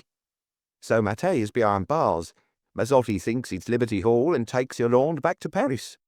Well, I don't need to spell the rest out to you. Mattei still has men in Marseille, so 2 or 3 of them go up to Paris to sort it out. It was plausible. It explained the Rue de Douai affair, how professional and flawless it had been. I thought that would interest you, and not knowing your address, I went to see your colleague. Mickey wasn't getting ready to go, which meant he either hadn't said his piece or was expecting questions. On cue, Maigret asked innocently, "Have you heard the news?" "What news?" Mickey replied, equally innocently. Then he immediately broke into a roguish smile. "You mean Monsieur Emile? I heard he'd been found." "Were you in Joe's just now?" "We're not great friends, Joe and me, but the word is out." "I'm more interested in what happened to Émile Boulet than the Mazzotti affair." "Well, I've got to say I'm in the dark about that, Detective Chief Inspector. That's the honest truth." "What did you think of him?" "Just like I told Monsieur Lurca, what everyone thought of him." "What was that?" "He had his own ideas of how to run his business, but he was above board." "Do you remember Tuesday evening?" "I've got a pretty good memory," he replied with a smile and one of his compulsive winks, as if everything he said was noteworthy. "Did anything special happen?" "Depend what you think special. Monsieur Emile came by with Mademoiselle Ada as we were setting up, around 9, same as every night. But you know that. Then he went to look at the Train Bleu and passed by Rue Notre-Dame-de-Rouet." "What time did you see him again?" "Wait, the band had started, so it must have been after 10. We can play all we want to bring in the customers, but they hardly ever show up until the cinemas and the theatres have shut." "Did his secretary hang around?" "No, she headed off to the apartment." "Did you see her go into their building?" "I think I watched her go in because she's a beautiful girl, and I always flirt with her a little, but I couldn't swear to it." "What about Boulet?" "He went back to the Lotus to make a telephone call." "How do you know he made a telephone call?" "Germaine, the coat check girl, told me. The telephone is just by the cloakroom. The booth has a glass door. He dialed a number that didn't answer, and when he came out he looked annoyed." "Why did the coat check girl notice that?" "Because usually when he made a telephone call in the evening, he was ringing one of his tabs, or his brother-in-law, and they'd always answer. He tried again a quarter of an hour later." "No luck that time either?" "No. I suppose he was calling someone who wasn't home, and that seemed to irritate him. Between calls he prowled round the club. He told off a dancer whose dress was the worse for wear, and was short with the barman. After a 3rd or 4th go, he came out onto the pavement to get some fresh air." "Did he talk to you?" "He wasn't the talkative sort, you know. He'd just plant himself in front of a door, look at the sky, the cars on the street. Then, sometimes he'd say if we were going to have a full house or not." "Did he get through eventually?" "At about 11. "Then did he leave?" "Not immediately. He came back out onto the pavement. He often did that. I saw him take his watch out of his pocket a few times. Finally, after 20 minutes or so, he started off down Rue Pigalle." "He was meeting somebody, in other words." "I see we have the same idea." "Apparently he almost never took taxis." "That's true. After his accident he didn't like cars. He preferred the metro." "Are you sure he set off down Rue Pigalle, not up?" "Certain." "If he'd had to take the metro, he would have gone up the street." "He did that when he was going to look in at Rue de Berry." "So, in all probability, his appointment was in the neighbourhood." "My first thought was that he was going to the Centraux, in Rue Notre-Dame-de-Rouet, but no one saw him there." "Do you think he had a mistress?" "Definitely not." With another wink, the wizened urchin added, "I've got some experience in these matters, you know. I'm in the business in a way, aren't I?" "Where does Monsieur Raison live?" The question surprised Mickey. "The bookkeeper. He's lived in the same building for at least 30 years, on Boulevard Rochechouart. Alone? Of course. He's another one who doesn't have a mistress, believe you me. It isn't as if he turns his nose up at women, but he wants what he can't afford, so he just bothers the girls when they come into his office to ask him for an advance. Do you know what he does in the evenings? He plays billiards in a cafe, always the same one, on the corner of Square d'Anvers. There aren't that many billiard rooms left round here. He's practically a champion. Another avenue of inquiry that seemed closed. Maigret kept asking questions all the same, not wanting to leave anything up in the air. What's his background, this Monsieur Raison? The bank. He was a cashier for I don't know how many years at the branch where the boss had his account, on Rue Blanche. I suppose he gave him a few tips. Monsieur Emile needed someone reliable to do his books, because you can easily get people skimming off in this business. I don't know how much he pays him, but it must be a fair amount because Monsieur Raison left his job at the bank. Maigret kept coming back to that Tuesday night. It was becoming an obsession. In his mind's eye, he could see the skinny Monsieur Emile standing under the neon sign of the Lotus, looking at his watch occasionally, then finally striding off down Rue Pigalle. He hadn't had far to go, otherwise he would have taken the metro, which was only 100 meters away.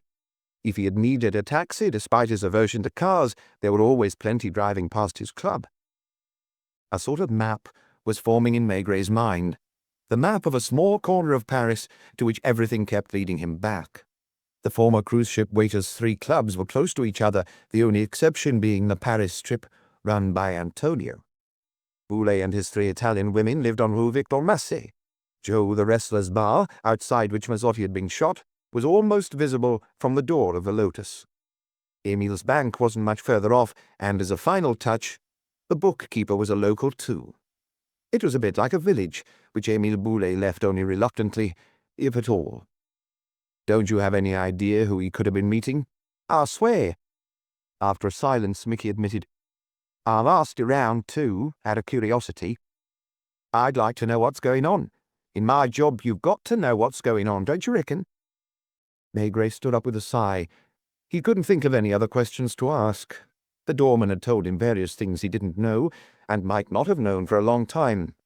But they still didn't explain Boulet's death, let alone the virtually unbelievable fact that someone had kept his body for 3 nights and 2 days before dumping it by Père Lachaise. Thank you, Boulet. As he was leaving, the little man said, Have you come around to boxing? Why? Because I've got a tip for a fight tomorrow if you felt like it. That's all right. He didn't give him any money. Mickey didn't sell his favors for money. Just the occasional blind eye. If I hear anything, I'll call you. 3/4 of an hour later, in his office at the Police Judiciaire, Maigret scribbled something on a sheet of paper, rang the inspector's office, and asked for Lapointe to be sent in. Lapointe didn't need to look at his chief twice to know where he'd got to. Precisely nowhere. He had the heavy, stubborn look he wore in the doldrums of an investigation when he didn't know how to proceed and was half-heartedly trying every angle. Get over to Boulevard Rochechouart and check up on someone called Raison. He's the bookkeeper of the Lotus and Emile Boulet's other clubs. Apparently he plays billiards every night at a cafe on Square d'Anvers. I don't know which one. You'll find it, though. Try to find out as much about him and his habits as you can. I'd especially like to know if he was at the cafe on Tuesday night, and if so, when he left and when he got home. I'm on my way, Chief. Lucas was looking into Ada and Antonio in the meantime. To soothe his impatience, Maigret buried himself in his administrative files. By about 4:30, he had had enough, and putting on his jacket, went to drink a glass of beer at the Brasserie Dauphine. He nearly ordered a second, not because he was thirsty, but to defy his friend Pardon and his counsels of abstinence. He hated not understanding. It was beginning to feel like a personal affront. He kept coming back to the same images. Emile Boulet in a blue suit, standing outside the Lotus, then going back inside and telephoning without any luck, then kicking his heels, then trying the same number again and again, under the coat-check girls in different gaze. Ada had gone home by this point. Antonio was attending to the first customers of the night in Rue de Berry. The bartenders in all 4 clubs were straightening their glasses and bottles. The musicians were tuning up. The girls were kitting themselves out in their sordid dressing rooms before they went and took their places in front of the tables. Boulay had finally got through to the person he wanted to talk to, but he hadn't left immediately. The appointment wasn't immediate, in other words. He had been given a specific time. He had stood outside the club again, taking his watch out of his pocket several times, then all of a sudden headed off down Rue Pigalle. He had eaten at 8 o'clock. According to the pathologist, he had died 4 or 5 hours later, in other words, between midnight and 1 in the morning. When he left the Lotus, it was 11:30. He had between half an hour and an hour and a half left to live. They had established that he hadn't been involved in Mazzotti's death. What was left of the Corsican gang knew that as well, and had no reason to do away with him. Similarly, nobody in the underworld would have done the job like Emil's murderer, strangling him, keeping his body for 2 days, and then running the risk of leaving it in Rouen. Ada wasn't aware of her employer meeting anyone, nor was Monsieur Raison. Antonio said he didn't know anything. Even Mickey, who had good reasons for being up to speed with everything that went on, was in the dark on that score. Maigret was glumly pacing up and down his office, pipe-stem clamped between his teeth, when Luca knocked on the door. He was not wearing the triumphant expression of someone who had just made a discovery. Maigret looked at him in silence.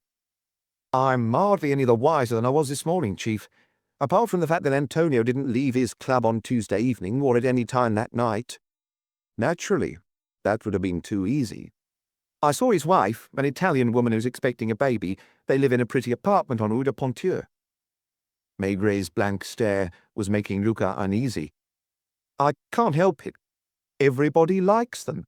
I spoke to the concierge, the tradesmen, the club's neighbours. Then I went back to Rue Victor Massé. I found the bookkeeper in his office and asked him for addresses of the performers who work at the Lotus and the other clubs. 2 of them were still asleep in a boarding house." Luca felt as if he were talking to a brick wall. At times, Maigret turned his back on him to watch the Seine flow by. "Another girl who lives on Rue Le Pic has a baby, and—" Luca was thrown by how exasperated Maigret seemed. "I can only tell you what I know. They're all jealous of Ada, naturally, although some more than others. They think she would have become the boss's mistress sooner or later, but that it wasn't a done deal yet. Antonio wouldn't have approved either, apparently." "Is that it?" Luca spread his hands disconsolately. "What shall I do now?" "Whatever you like." Maigret went home early, after morosely spending a little longer on the tedious business of the reorganization of police services, which he was sure wouldn't take the form he was recommending anyway. Reports. Always reports. They asked for his advice. They requested he draw up detailed plans. Then it all ground to a halt somewhere in the administrative hierarchy, and nothing more would be heard about it. Unless they decided on the direct opposite of what he suggested. "I'm going out tonight," he told his wife in a gruff voice. She knew it was better not to ask him any questions. He sat down at a table and watched television, grumbling occasionally. So stupid. Then he went into the bedroom to change his shirt and tie. "I don't know when I'll be back. I'm off to Montmartre to have a look around a few nightclubs."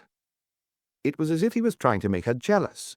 He seemed put out when she said with a smile, "You should take her umbrella. They're saying on the radio they're going to be thunderstorms." The real reason he was in such a bad mood was that he sensed it was his fault he was confused. He was sure that at some point in the day he had almost been on the right track. He couldn't say exactly when. Someone had told him something significant. Who, though? He had seen so many people. It was 9 o'clock when he got a taxi, 9:20 when he pulled up outside the Lotus. Mickey greeted him with a knowing wink and held the red velvet door of the club open for him. The musicians in white dinner jackets hadn't taken up their positions and were chatting in a corner. The bartender was wiping glasses on the shelves behind the bar. A beautiful red-haired girl in a very low-cut dress was filing her nails in a corner. Nobody asked him what he was doing there, as if they already knew. Instead, they just kept darting inquisitive glances in his direction. The waiters were putting champagne buckets on the tables. Ada, in a dark suit, came out of the back room holding a notebook and a pencil. She saw Maigret, hesitated for a moment, then walked over. "My brother advised me to open the clubs," she explained, slightly embarrassed. "The truth is, none of us knows exactly what we should be doing. Apparently it's not usual to close if there's been a death in the family." Looking at the notebook and the pencil, he asked, "What were you up to?" "What my brother-in-law always did at this stage of the evening. Checking the stocks of champagne and whiskey with the bartenders and maitre d's. Then organizing the performers' rota for the clubs. Someone's always missing. You have to make last-minute changes every night. I also looked in at the Trembleur." "How's your sister?" "She's in a terrible way. Luckily, Antonio spent the afternoon with us. The undertakers came by. They're going to bring the body home tomorrow morning. The telephone didn't stop ringing. We had to see to the death notices, too." She was coping, keeping an eye on preparations as they were talking, as Boulay would have done. She even broke off to say to a young maitre d', "No, Germain, no ice in the buckets yet." A new employee, no doubt. On the off chance, Maigret asked, "Did he leave a will?" "We have no idea, and that makes things complicated for us because we don't know what to do exactly." "Did he have a notary?" "Not as far as I know. I'm sure he didn't, actually. I telephoned his lawyer, Maître Jean-Charles Gaillard, but he's not at home. He left early this morning for Poitiers, where he's due in court, but he won't be back until late this evening." Who had already mentioned a lawyer? Maigret thought back, and lighted on the unappetizing image of Monsieur Raison in his little office on the mezzanine. What had they been talking about? Maigret had asked if any payments were cash in hand, to avoid tax. He remembered the bookkeeper replying that Monsieur Émile wasn't the sort of man to cheat and risk getting into trouble, that he insisted on everything being by the book, and that his lawyer dealt with his tax returns. "Do you think your brother-in-law would have talked to him about his will?" "He asked his advice about everything. Don't forget that he had no experience of business when he started. When he opened the Trembleu, some neighbors took him to court. I can't remember why. Probably because the music kept them awake." "Where does he live?" "Maître Gaillard? Rue La Bruyère, in a little townhouse roughly in the middle of the street." "Rue La Bruyère, barely 500 meters from the Lotus. You just had to go down Rue Pigalle, cross Rue Notre-Dame-de-Lorette, and turn left a little further down the hill."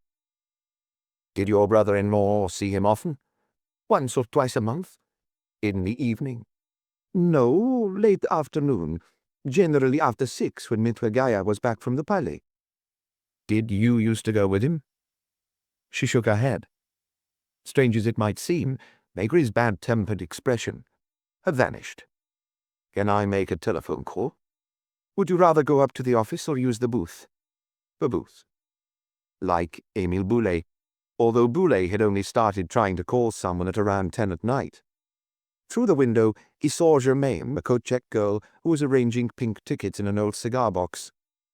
"Hello, is that Maître Gaillard's house?" "No, monsieur. This is the coast chemist's." "I'm sorry." He must have misdialed. He began again, more carefully, hearing a distant ring. A minute passed, then 2. No one answered. He redialed the number 3 times, without success. When he came out of the booth, he looked around for Ada, and eventually found her in the changing room where 2 women were undressing. They paid no attention to him, made no attempt to hide their bare breasts. "Is Maître Gaillard single?" "I don't know. I've never heard anything about a wife. But he may have one. I haven't had the opportunity to go to his apartment." Moments later, Maigret asked Mickey outside on the pavement, "Do you know Jean-Charles Gaillard?" "The lawyer? I know him by name.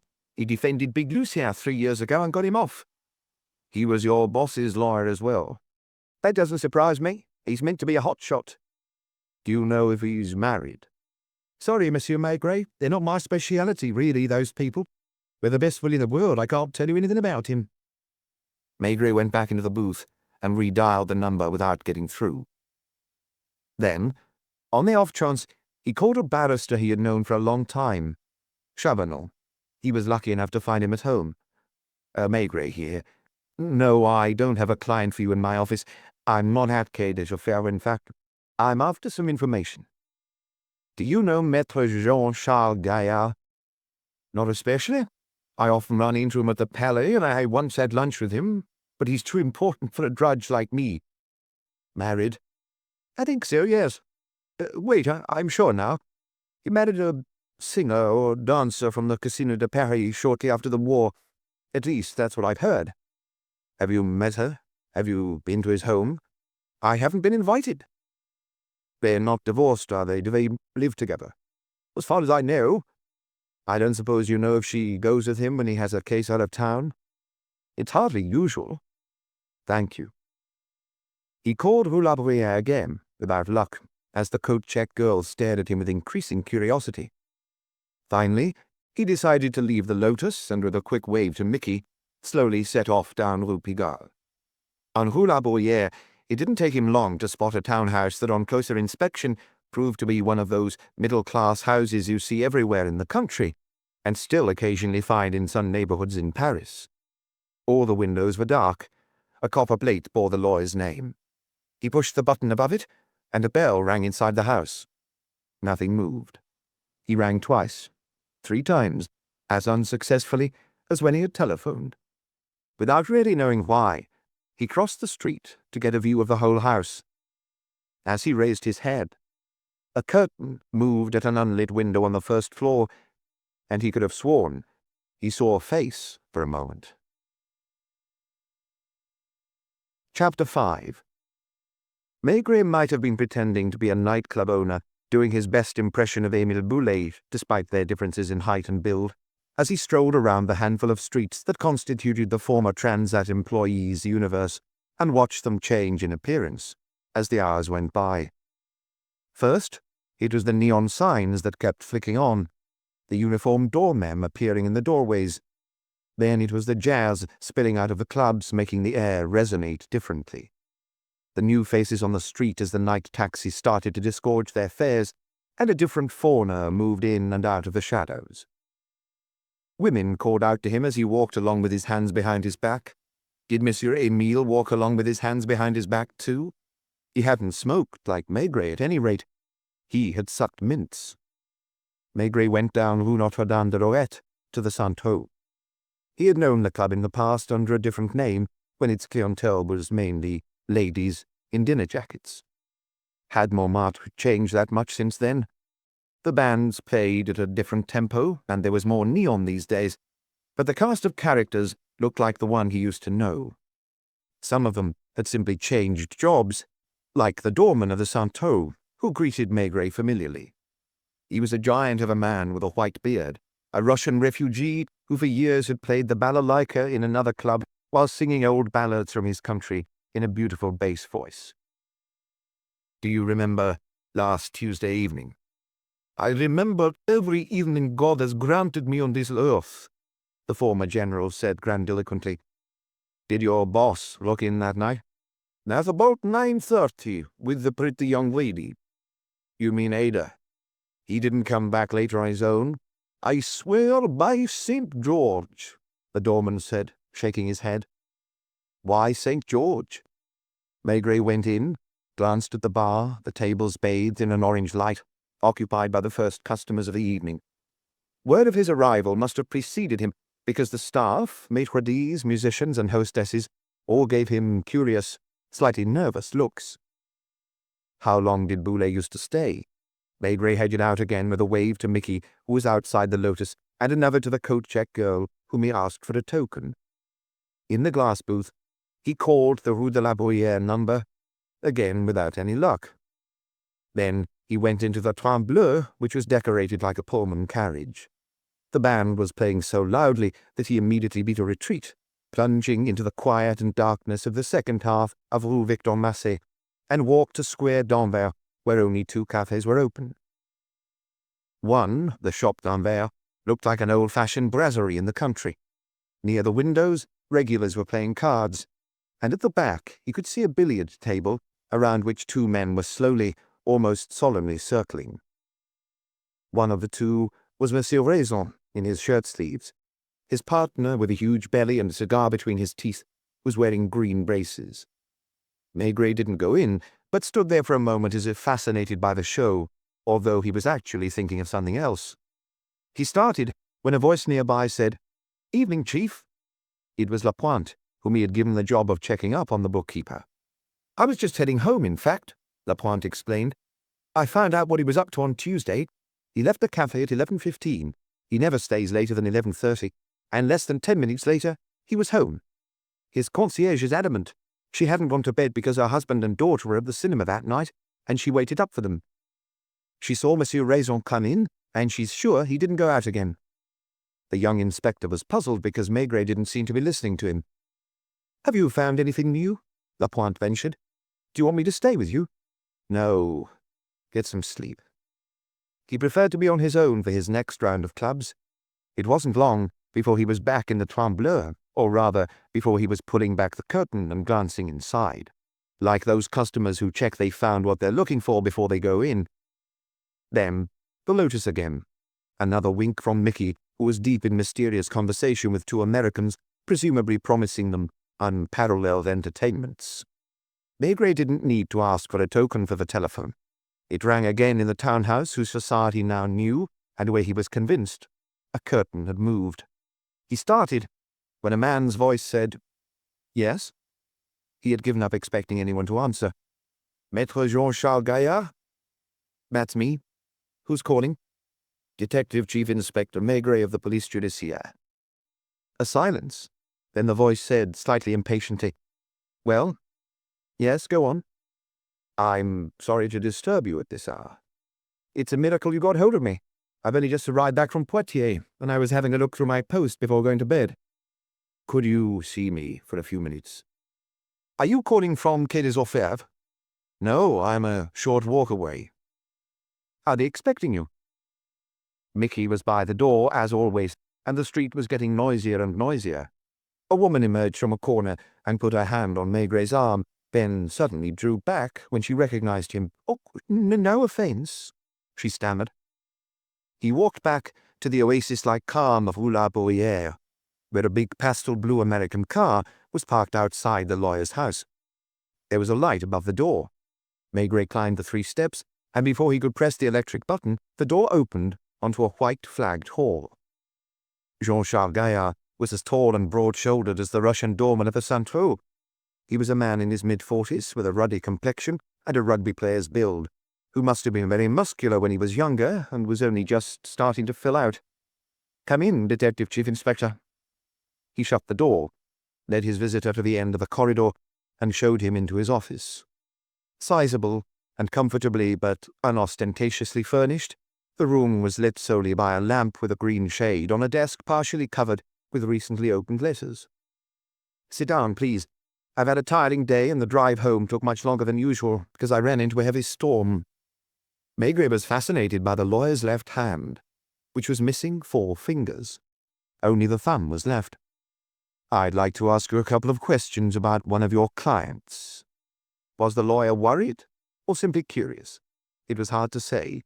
He had blue eyes and blonde, close-cropped hair. "Of course, as long as client confidentiality isn't at issue," he murmured with a smile. He had finally sat down facing Maigret, and his right hand was playing with an ivory paper knife. "Boulet's body was found this morning." "Boulet?" the man repeated, as if he was trying to remember the name. "The owner of the Lotus and 3 other clubs." "Ah, yes, I know." "Didn't he visit you recently?" "It depends what you mean by recently." "Tuesday, say?" "This Tuesday?" "Yes." Jean-Charles Gaillard shook his head. "If he did, I didn't see him. He may have dropped by while I was at the Palais. I'd have to ask my secretary tomorrow." Looking Maigret in the eye, he asked a question in his turn. "You say that his body has been found. The fact that you're here indicates that the police are looking into the matter. Am I to understand that he didn't die from natural causes?" "He was strangled." "Strange. Why?" "Because, despite his profession, he was a good man, really, and I didn't know him to have any enemies. It's true that he was only one client among many." "When did you last see him?" "I should be able to give you an exact answer. One moment." He got up, went into the next office, turned on the light, looked in a drawer, and came back with a red office diary. "My secretary keeps a note of all my meetings." "Hold on." He leafed through the diary, starting at the back and silently mouthing names. After about 20 pages, he exclaimed, "Here we are. 22nd of May at 5 o'clock. I found a note of another visit on the 18th of May at 11 o'clock in the morning. You haven't seen him since the 22nd of May. Not that I remember. He didn't call you. If he called my office, you would have got through to my secretary, so she'll be able to answer that. She'll be here tomorrow at 9 o'clock. Did you handle all Boulet's affairs? It depends what you mean by all his affairs, he added with a smile. That's a dangerous question. I'm not sure I'm aware of all his activities. Apparently you filed his income tax returns. I see no harm in answering that, that's right. Boulet wasn't very educated and wouldn't have been able to deal with it himself. Another silence, after which he explained, I should add that he never asked me to cheat. Of course, like any taxpayer, he tried to pay as little tax as possible, but only by legitimate means. I wouldn't have handled his affairs otherwise. You said he visited you on the 18th of May. The night before that, someone called Mazzotti was killed near the Lotus. Gaillard lit a cigarette very calmly, held out the silver box to Maigret, and then took it back when he saw him smoking his pipe. I see no objection to telling you why he came here. Mazzotti had tried his protection racket on him, and to get him off his back, Boulet had enlisted the help of 3 or 4 strapping fellows from Le Havre, where he was born. I know about that. When he heard about Mazzotti's death, he suspected the police would call him in for questioning. He had nothing to hide, but he was afraid of seeing his name in the papers. Did he ask your advice? Exactly. I told him to be completely open. I think, incidentally, that turned out well for him. If I'm not mistaken, he was called in to Quai Affaires for a second time, on the 22nd or the 23rd, and he came to see me again before that interview. I can't imagine he was a suspect, was he? That would have been a mistake, in my opinion. Are you sure he didn't come back here this week, on Tuesday, say? No. Not only am I sure, but again the appointment, if appointment there was, would be recorded in the diary. See for yourself. He handed the diary to Maigret, who didn't touch it. Were you at home on Tuesday night? This time the lawyer frowned. This is beginning to resemble an interrogation, he remarked, and I must admit I'm wondering what's in the back of your mind. After a pause, he shrugged and broke into a smile. If I think hard enough, I'm sure I'll be able to work out what I was doing. I spend most of my evenings in this study because it's the only time I can work in peace. Mornings, it's a constant stream of clients. Afternoons, I'm often at the ballet. You didn't have dinner in town, did you? I hardly ever have dinner in town. You see, I'm not a fashionable lawyer. So on Tuesday night. It's Friday today, isn't it? Saturday, in fact, and it's past midnight. I started out for Poitiers very early this morning. By yourself? The question seemed to surprise him. By myself, of course, as I was appearing in court there. I didn't leave my office all evening yesterday.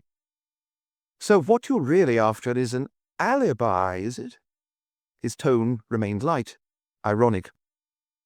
What intrigues me is that this is an alibi for Tuesday evening, while my client, if I've understood you correctly, has only just died. Anyway, I am like poor Boulet. I want to do everything by the book. On Thursday, I didn't go out. On Wednesday night, let's see. On Wednesday, I worked until 10, and then, as I had a bit of a headache, I went for a walk in the neighborhood. Now, Tuesday, I was in court in the afternoon, a tortuous business that has been dragging on for 3 years and is far from over. Then I went home for dinner. With your wife.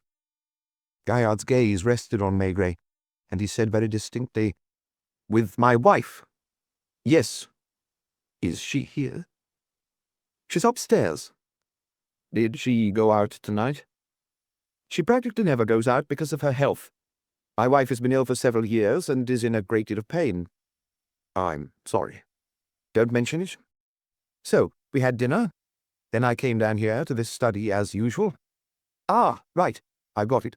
I felt tired from my afternoon of the Palais. I took my car, thinking I'd go for a drive for an hour or two to relax, as I sometimes do. I used to play a lot of sport, and I missed the fresh air. Driving down the Champs-Élysées, I saw they were showing a Russian film that I'd been told was good. To cut a long story short, you went to the cinema. Exactly. You see, there's no mystery. Afterwards, I went to have a drink at Truquet's, then came home. No one was waiting for you? No one. You didn't get a phone call? He seemed to rack his brains again. I can't think of anything, no. I must have smoked a cigarette or two before going to bed because I have trouble getting to sleep. No, really. I have to say I'm quite surprised. It was Maigret's turn to appear ingenuous. Why? I was expecting you to ask me about my client, but all your questions have been about me and what I was doing. I could easily take offense.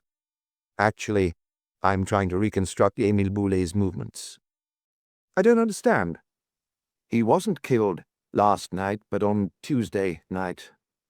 But you told me. I told you he was found this morning. Which means that since Tuesday his body... Maigret nodded. He had an amiable look on his face now and seemed open and confiding. It is almost certain that Boulet had an appointment on Tuesday evening, probably an appointment in this neighborhood. And you figured he came here? Maigret laughed. I'm not accusing you of strangling your client. Was he strangled? According to the post-mortem, it would take too long to go through the clues we've collected. He was in the habit of coming and asking for your advice. I wouldn't have seen him at midnight. He might have found himself in an awkward situation, if someone had been blackmailing him, for instance. Gaillard lit a fresh cigarette and slowly blew the smoke out in front of him. His checkbook shows that he recently took a fairly large sum of money out of the bank. May I ask how much? 500,000 francs. That was unusual for him. Normally, if he needed cash, he'd take it on the till in one of his clubs. Did it only happen once? Only that one time, as far as we're aware. I know for certain tomorrow when we check his bank account. I still don't see what part I have to play in all this. I'm getting to that. Let's suppose he gave in to the blackmailers initially, and they came back for more, but they arranged to meet him on Tuesday night. He might have thought of asking your advice. He would have called your number several times during the evening while you were at the cinema. Who answers the telephone in the evening when you're out? No one. Maigret looked surprised, so Gaillard explained. My wife, as I told you, is ill. She had a nervous breakdown initially, which has developed into something more serious. To make matters worse, she suffers from polyneuritis, which the doctors can't treat. She hardly ever leaves the first floor and always has a maid with her, who is in fact a nurse. Not that my wife knows that. I've disconnected the phone upstairs. Servants? We have two who sleep on the second floor. To return to your question, which I understand better now, I don't know of any attempt to blackmail my client. I should also say that I would be surprised if there were such an attempt because, knowing his affairs as I do, I can't think what he would have been blackmailed about. Which is why he didn't come to ask for my advice on Tuesday night. Which is also why I don't know what he did that night. When you told me that he'd been killed, it didn't come as a great surprise. You don't get to where he was in that world without making some serious enemies. I find it more troubling that he was strangled, and even more so the fact that his body was only found this morning. By the way, where did they find it? I suppose it was dragged out of the Seine, was it? It was lying on the pavement by Père Lachaise cemetery. How did his wife react? Do you know her? I'd met her once. Boulet was crazy about her. He insisted on me seeing her and the children. He invited me to dinner at Rue Victor Mercier. That's when I met the whole family. Including Antonio. Including the brother-in-law and his wife. It was a real family gathering. Boulet was very petit bourgeois when it came down to it, and you'd never have suspected from his home life that he made a living from women stripping. Are you familiar with his clubs? I went to the Lotus a couple of times over a year ago, and I was at the opening of the club on Rue de Berry. Maigret was asking himself a lot of questions without venturing to say them out loud. What it meant living with a sick wife, for instance. Did the lawyer look elsewhere for the pleasures he no longer found at home? Have you met Ada? The younger sister? Absolutely. She was at the dinner. She's delightful, as pretty as Marina, but with a better head on her shoulders. Do you think she was her brother-in-law's mistress? I'm putting myself in your place, Detective Chief Inspector. You have to explore every line of inquiry, I realize that, but even so, some of your theories are mind-boggling. If you'd known Boulay, you wouldn't be asking me that question. He hated complications. An affair with Ada would have turned Antonio against him, and Antonio, like all good Italians, has a strong sense of family. Sorry for yawning, but I got up at the crack of dawn to get to Poitiers in time for my trial. Do you usually leave your car outside? I tend not to bother putting it in the garage. There's nearly always space. Forgive me for bothering you like this. One last question. Did Boulay leave a will? Not to my knowledge. I don't see why he would have either. He has 2 children, and he married under the convention of common assets. There's no problem with the inheritance at all. Thank you. I'll go and offer my condolences to his widow tomorrow morning and see if there's any way I can help. That poor woman. There were so many other questions Maigret would have liked to ask him. How had he lost the 4 fingers on his left hand, for instance? What time had he left Rue La Bruyère that morning? And because of something Mickey had said, he would also have been very interested to see a list of his clients. A few minutes later, he was catching a taxi on Place Saint-Georges and on his way home to bed. He got up at 8 as usual the following morning, and at 9:30 he came out of the commissioner's office, having sat through the daily briefing without saying a word. His first thought after opening the window and taking off his jacket was to call Maître Simenon, whom he had telephoned the day before. "It's me again, Maigret. Am I disturbing you? I have someone in my office. Just a quick question. Do you know any colleagues of yours who are on fairly close terms with Jean-Charles Gaillard?" "Him again? It's almost as if you bear him a grudge." "I don't have anything against him, just a few questions." "Why don't you ask him directly? Go and see him." "I did." "Well, was he difficult?" "Far from it. The fact remains that some questions are too delicate to come right out and ask someone." Simenon was less than enthusiastic, as Maigret had expected. Professional solidarity applies in almost every field. Members of a particular profession can speak about one another as freely as they want, in private, but outside interference is not appreciated, especially not from the police. "Listen, I've told you all I know. I don't know who he's friends with these days, but a few years ago we were very friendly with Ramway. The one who defended the butcher in Rue Colincourt? Him, yes. I'd rather you didn't bring me into it if you're going to see him, especially because he's just had 2 or 3 acquittals in a row, and they've gone to his head. Good luck." Monsieur Ramwell lived in Rue du Bac. Moments later, Maigret had his secretary on the telephone. "It's practically impossible. He's busy all morning. Wait. If you come round 10 to 11 and he gets through his 10:30 quickly..." The queues at Ramwell's place must have been like at the local dentist's. Next. Maigret went to Rue du Bac anyway, and as he was early, had a glass of white wine at the tobacconist's. The walls of Maître Ramwell's waiting room were covered with signed and dedicated paintings. 3 people were ahead of him in the queue, among them an old woman who must have been a rich farmer's wife. Nonetheless, at 10:55, the secretary opened the office door and discreetly signaled to Maigret to follow her.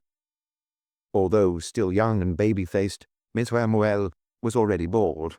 He came forward, genially, with his hand outstretched. "To what do I owe the honor?" His office was huge, with wood-panelled walls, Renaissance furniture, and genuine Oriental rugs on the floor. "Have a seat. Cigar? Oh, no, that's right. Please, smoke your pipe." Clearly imbued with a keen sense of his own importance, he sat at his desk like an attorney general at the public prosecutor's office. "I can't think of a case I'm working on that..."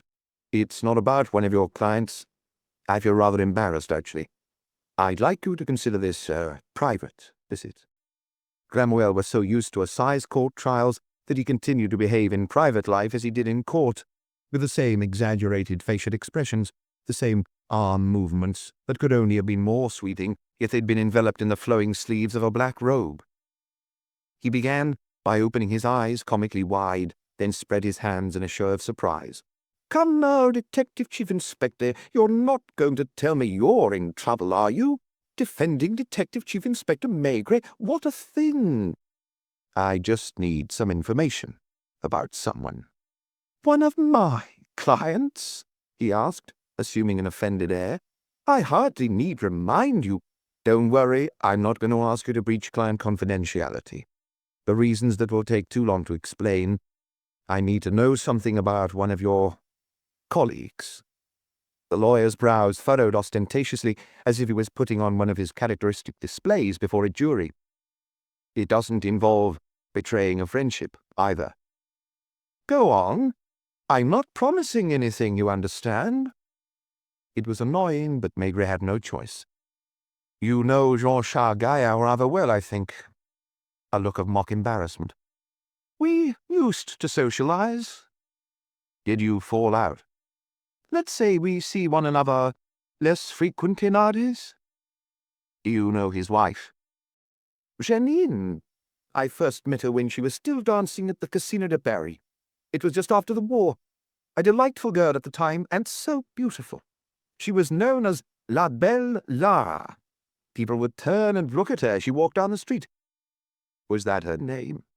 No, she was actually called Dupin, but her stage name as a dancer was Janine de Lara. She probably would have had a brilliant career. Did she give it up for Gaillard? When he married her, he promised he'd never ask her to leave the theatre. Didn't he keep his word? This triggered a pantomime of discretion. Cromwell seemed to be weighing the rights and wrongs of answering, sighing heavily as if torn by contradictory feelings. Honestly, everyone in Paris society knows anyway. Gaillard came back from the war, covered in medals. Was that where he lost 4 fingers? Yes, he was at Dunkirk. In England, he joined the Free French. He went through the African campaign and then, if I remember correctly, found himself in Syria. He was a lieutenant in the commandos. He never talks about it, I must say. He's not one of those people who regale you with tales of their wartime exploits. One night, when he was meant to be taking an enemy patrol by surprise, the boot was on the other foot, and he only survived by grabbing hold of a knife that was being driven into his chest. He's a tough customer. He fell madly in love with Janine and decided to marry her. At the time, he was a pupil at Maître Juin's, the common law specialist, and wasn't earning much. Seething with jealousy, he spent his evenings backstage at the Casino de Paris. You can guess the rest. Gradually, he got his wife to give up dancing. He started working very hard to provide for her. I often put clients his way. Did he continue practicing common law? This time, Cromwell assumed the embarrassed air of someone wondering if the person he is talking to will be able to understand him. It's certainly complicated. There are some lawyers who hardly ever appear at the ballet, but nonetheless have substantial practices. They are the ones who make the most money as legal advisors to big companies. They know company law and its every last intricacy inside out. Is Gaillard one of those? To a degree. Mind you, I've hardly seen him for a few years. He's in court relatively infrequently. I'd find it hard to define his clientele exactly. He doesn't represent big banks and industrial concerns, like his former boss. Maigret listened patiently, trying to guess what he was implying. With the current tax laws, many people need expert advice. Some, given their activities, need to make sure they're on the right side of the law. An owner of a chain of nightclubs, for instance. Cromwell feigned surprise, confusion. I didn't realize I'd been so specific. Not that I know whom you're referring to. Maigret remembered his conversation the previous day with Louis Boubet, alias Mickey. They had both recalled the heyday of the Tivoli and La Tetoune, the mix of underworld bosses, lawyers, and politicians you used to meet at her restaurant. Boulet's been killed, he said abruptly. Boulet? Monsieur Emile, the owner of the Lotus, the Trembleur, and a couple of other clubs. I haven't had time to read the paper this morning. Was he a client of Gaillard? His show of ingenuousness was disarming. Obviously, that is one of the categories I was referring to. It's not easy to avoid trouble in certain professions. What happened to this Boulet of yours? He was strangled. How horrible. You mentioned Madame Gaillard earlier. Apparently her condition has deteriorated since I lost sight of her. It started back when I was still friendly with them, with a series of nervous breakdowns which became increasingly frequent. I suppose she just couldn't get used to middle-class life. Let's see, how old is she now? In her 40s, if I'm not mistaken. She must be 4 or 5 years younger than him. But she's gone to pieces. She's aged terribly fast. I'm not a doctor, detective chief inspector, but I've known quite a few women, great beauties especially, who have taken that change of life pretty hard. I've heard that she's almost lost her mind, sometimes spending weeks at a time in a darkened room. I feel sorry for Gaia. He's a clever fellow, one of the cleverest I know, I'd say. He worked very hard to carve out a position for himself. He tried his utmost to give Janine a glamorous life, and for a while they lived in very fine style. But it wasn't enough.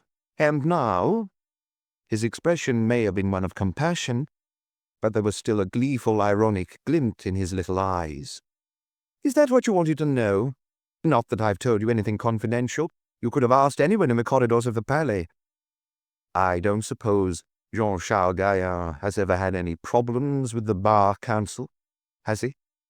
This time Vermeer flung open his arms, offended. Honesty, what do you mean by that? Saying which, he stood up and looked at the clock on the mantelpiece. I am sorry, but as you probably saw, I have a number of clients waiting for me. I'm in court, too. I assume no one knows about your visit and that our conversation will remain between ourselves. Then, heading towards the door with a buoyant step, he sighed theatrically. Poor Janine. Chapter 6. Before going home to have lunch, Maigret had looked in at Quai des Orfèvres and told Lapointe almost absent-mindedly, I'd like you to go and have a look around Rue La Bruyère and the neighboring streets as soon as you can. Apparently, a pale blue American car is usually parked outside Maître Jean-Charles Gaillard's townhouse day and night. He handed him a piece of paper on which he had scribbled down the car's number plate. I'd like to know when the car was there on Tuesday evening, and also when it left yesterday morning or the night before. As he said this, he had that look of his, the wide, vacant eyes, the rounded shoulders and lazy, heavy gait. At such moments, people, especially his colleagues, imagined that he was concentrating. Nothing could be further from the truth. But however often he told them, they never believed him. What he was actually doing was a little ridiculous, even babyish. He was taking a glimmer of an idea, the beginnings of a sentence, and repeating it to himself like a schoolboy trying to memorize his homework.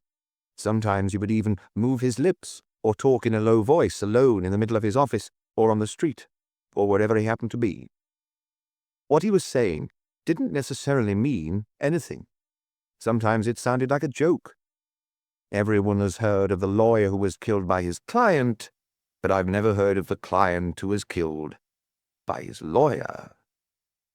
That didn't mean he was accusing Jean-Charles Gaillard of strangling the puny owner of the Lotus and other clubs. He would have been caught off guard if his wife had suddenly asked him as he was eating, What are you thinking? He probably would have answered, in all honesty, that he wasn't thinking anything. There were also the images he was running through his mind, as if through a magic lantern. Émile Boulet, in the evening, standing on the pavement outside the Lotus. That was a very common occurrence. The little man liked to go and look at the sky, at the crowd flowing by, changing its rhythm and, as it were, its nature as the evening wore on, and calculate the takings of his 4 clubs. The second image was extremely unusual. It was of Boulet going into the telephone booth as the coat-check girl looked on, and dialing a number that didn't answer. 3 times, 4 times. Between attempts, he went for a little walk around the club or out on the street. It was only on the 5th or 6th attempt that he finally got through. But he didn't leave immediately. He waited next to Mickey on the pavement, repeatedly taking his watch out of his pocket. He didn't go home to get his automatic, Maigret almost said out loud. Émile had a license. He was entitled to carry a gun. When Mazzotti and his gang were making trouble for him, he had one on him constantly. The fact he wasn't armed that night meant that he didn't suspect anything. And then, after a certain time, without saying anything to the doorman, who looked like a wizened little boy, he hurriedly started walking down Rue Pigalle. That was the last image. At least, the last one of Émile alive. Do you have plans for tomorrow? He looked up from his plate and stared at his wife as if he was surprised to see her standing there by the open window. Tomorrow, he repeated in such a blank voice that she burst out laughing. You are in a different world. Sorry to... What's tomorrow? It's Sunday. Do you think you'll have work? He hesitated before answering. He didn't know. He hadn't thought about Sunday. He hated interrupting an investigation, always maintaining that speed was one of the main guarantees of success. The more time elapsed, the harder it was to elicit information from witnesses. He needed to keep up the momentum, to continue exploring the little world into which he'd been plunged. And now, along came Sunday. A break, in other words. And that afternoon was going to be pretty much wasted too, because Saturday was almost like Sunday for most people these days. I don't know yet. I'll call you this afternoon. Spreading his arms out theatrically like Maître Vanwell, he added, I'm sorry, there's nothing I can do. Naturally, the police judiciaire was already much sleepier. Offices were empty, detective chief inspectors and inspectors had left for the countryside. Isn't Lapointe back? Nor yet, Chief. He had just looked in at the inspector's office, where the hefty figure of Torrance was showing his colleagues a spinning reel. He couldn't expect everyone to be as mesmerized by Émile Boulet as he was. He didn't know what else to do on the case while he waited for Lapointe, nor did he have the heart to throw himself back into administrative planning on a Saturday afternoon. In the end, he went in to see Lecoin, his colleague from Vice, who was reading the newspaper. He looked more like a gangster than a policeman. Am I disturbing you? No. Maigret went to sit on the windowsill, not really knowing why he was there. Did you know the owner of the Lotus? I know them all, really. Idle and rambling, their conversation went on for nearly an hour, without anything coming out of it. As far as Lecoin was concerned, the former cruise ship waiter was an honest guy who wasn't part of the underworld. So much so that some people in Montmartre had given him a contemptuous nickname, the Grocer. By 4 o'clock, it was as if Sunday had come around. Maigret opened the door of the inspector's office again. Lapointe? Not back yet, Chief. He knew it was pointless, but he still went through the door to the Palais de Justice. That morning he had resolved to go to the clerk's office and get the list of clients Jean-Charles Gaillard had represented in court. The Palais de Justice was almost empty, its vast corridors echoing and draughty. When he pushed open the door of the clerk's office, he found no one there. It was bizarre. Anyone could have gone in and rummaged through the green filing cabinets that covered the walls from floor to ceiling. Anyone could have gone and taken a robe from the barrister's cloakroom, for that matter, or even sat in the judge's chair. The botanical gardens have better security, he grumbled. He headed back to his office, and there, finally, was Lapointe. I've come back empty-handed, Chief, even though I talked to almost everyone who lives on the street, or at least everyone who hasn't gone away for the weekend. They're all familiar with the blue American car. Some know whom it belongs to, others notice it every morning as they're leaving for work and don't give it another thought. When I asked about Tuesday night, most people rolled their eyes. That already seems ages ago to them. Some were in bed by 10, others came back from the cinema at about 11:30 without paying any attention to the cars that are parked all along the road by then. The most common answer was, it's almost always there. They're so used to seeing it in its place, you understand, that even if it isn't there, they think it is. I asked around the local garages. There's only one where they remember the car and a big ruddy-faced guy who sometimes comes in to fill it up. But he isn't a regular customer. There's still a couple where I haven't been able to question anyone, just because they're closed until Monday morning. Maigret opened his arms wide again like Maître Vanwell. What was he supposed to do about that? Go back on Monday. He sighed. The phone rang. He recognized Antonio's voice and hoped for a moment that he had some news for him. Is that you, Monsieur Maigret? I am the man from the funeral directors. He's suggesting the funeral takes place on Monday at 10. I didn't want to give him an answer without your say-so. What concern of Maigret's was that? Fine. You will receive an announcement. The service will be at the Church of Notre-Dame de Rohet. Maigret hung up and stared blankly at Lapointe, who was waiting for instructions. You can go. Have a good Sunday. If Lucas's next door, send him in. Lucas was there. Any news, Chief? Not a word. I want you to go to the clerk of the court first thing on Monday morning and get a list of Jean-Charles Gaillard's cases. No need to go back to the year dot. The ones he's handled in the past 2 or 3 years will do.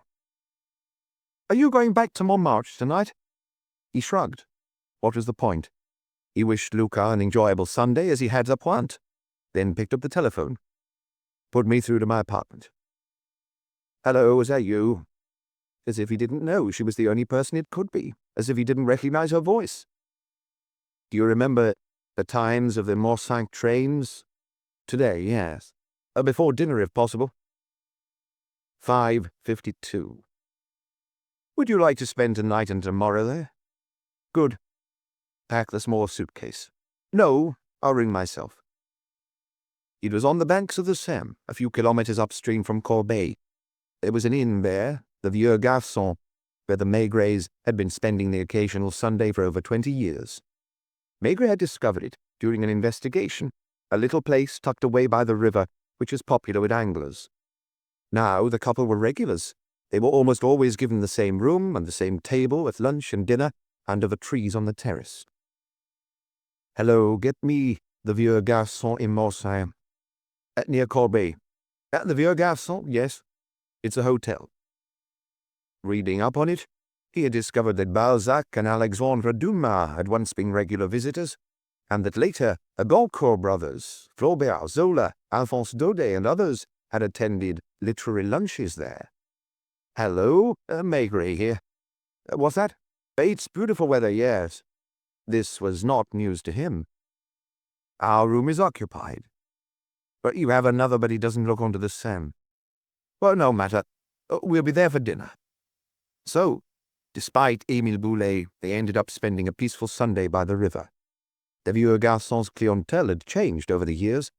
The fishermen Maigret had met in the past had almost all disappeared. They had either died or become too old to get about.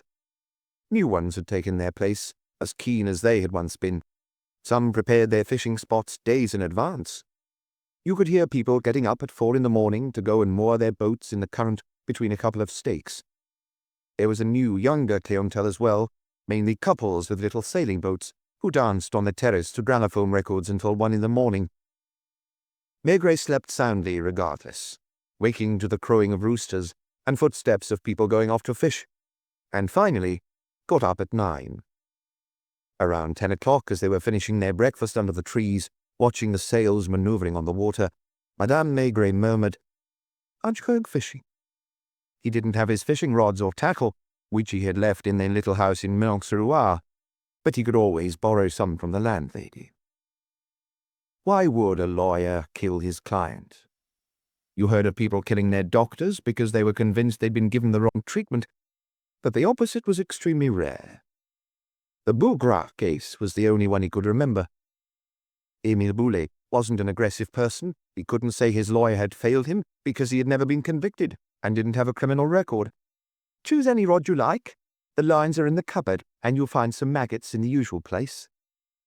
They walked along the bank in single file and chose a shady spot near a dead tree. As chance would have it, Maigret caught about 15 roach within half an hour. If he'd had a net, he would probably have also landed the chub weighing over half a kilo, which broke his leader.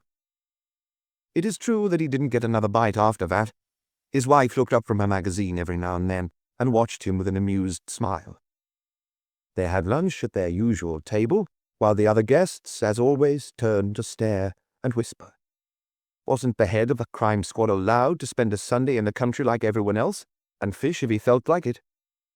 Afterwards, he went back down to the riverbank, failed to catch anything else, and at 6 o'clock he and his wife were in a packed train, heading back to Paris. They ate some cold cuts and watched it grow dark, looking out at the streets that were still all but empty, and the apartment buildings across the way where a few lights were starting to come on. Boulet didn't spend his Sundays in the country. His nightclubs were open 7 days a week, and he wasn't the sort of man to leave them unsupervised. The 3 women in his life can't have had any desire to leave their little Italy on Rue Victor Massé either. At 9 o'clock on Monday morning, Maigret stopped off at Quai des Orfèvres to check if there had been any developments, and at 9:45 a taxi dropped him in Rue Pigalle. A funeral notice with a black border was attached to the Lotus's metal gate. There was another on the Trembleuse door in Rue Victor Massé. The pavement across the street from Boulet's home was thronged with people. From time to time, one of them, or a small group, would break away to go into the building, the door of which was draped in black.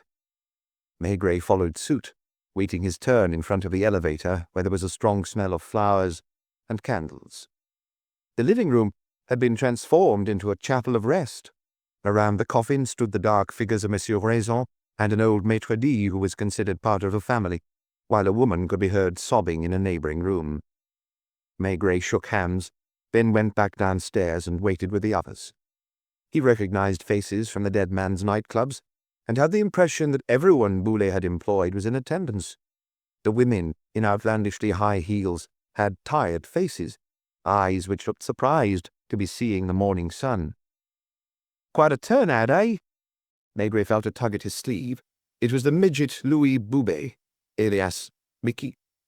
He was dressed in black, and seemed proud of the funeral's success. "It all here." He meant the owners of every nightclub in Paris, including the ones on the Champs-Élysées and in Montparnasse, the musicians, the barmen, the waiters. "Have you seen Joe?" He pointed to Joe the wrestler, who waved to Maigret. He was also dressed in black for the occasion. "There's all sorts here, isn't there? Garish suits, showy, light-coloured hats, big signet rings, shoes in suede or crocodile skin. Everyone had come out. Boulay might not have been in the underworld, and his nickname, the Grocer, might have been entirely deserved, but that didn't make him any less a part of Montmartre's nightlife. "Still no idea who did it?" Just then, the lawyer came out of the apartment building which Maigret hadn't seen him go into, but he was almost immediately hidden from sight by the hearse, which had drawn up alongside the curb. There were so many flowers and wreaths that they had to load up 2 separate cars. The 3 women got into one car, while Antonio walked behind on his own, followed by several rows of staff and performers. Then came all the other mourners, who formed a cortege over 100 meters long. The shopkeepers came out of their shops as they passed. The housewives stopped by the curb. People leaned out of windows. Meanwhile, photographers ran alongside the somber procession, taking pictures. The organ resounded as 6 pallbearers entered the church with a coffin. The women followed, heavily veiled. For a moment, Jean-Charles Gaillard's and Maigret's eyes met. Then the 2 men were separated by the crowd.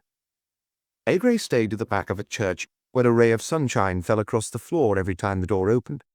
He went on shuffling through the same images in his mind, like a pack of cards. Boulay taking his watch out of his pocket.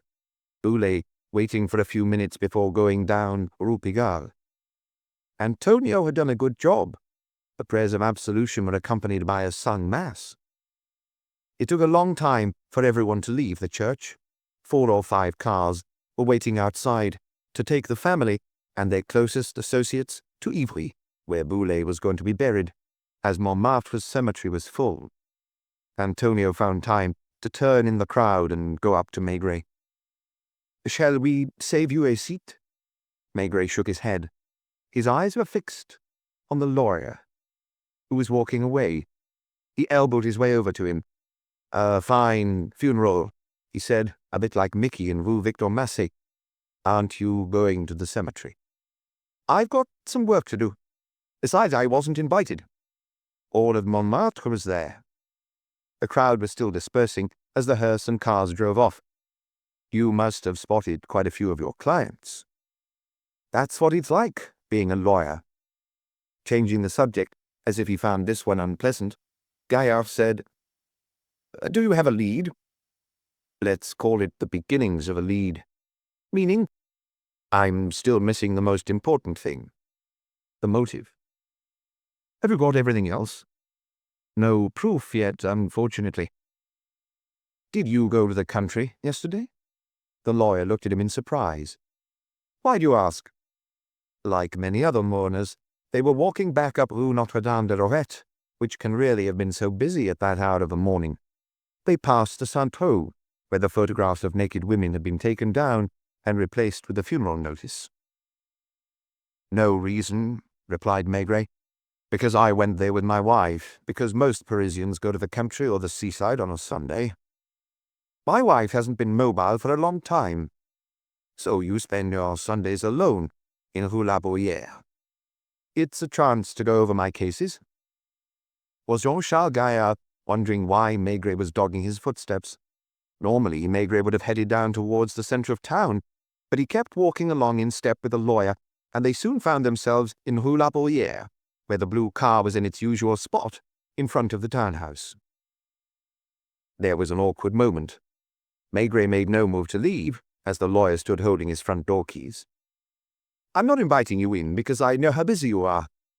Actually, I was just going to ask if I could make a telephone call. The door swung open. Come into my office. The door to the adjoining office was open, and a secretary in her 30s stood up. Without taking any notice of Maigret, she said to her employer, "There have been 2 calls, one from Cam." "In a minute, Brissette." Gaillard seemed preoccupied. "Do you want to call a Paris number? The telephone's there in front of you." "Thank you." The window looked onto a paved courtyard with a rather beautiful lime tree in the middle. Maigret stood and dialed a number. "Hello? Has Inspector Lapointe come back? Put him on, will you? Thank you." "Yes, hello, Lapointe. Did you find what you were looking for?" He listened for a long time while the lawyer moved around rearranging files without sitting down at his desk. Yes, I understand. Are you sure of the dates? Did you get him to sign a statement? No, I'm at Rue La Bruyère. Is Luca back? Not yet. As he talked, he looked at the courtyard and saw a couple of black birds hopping about on the paving stones, and the lawyer's shadow as he walked back and forth in front of the window.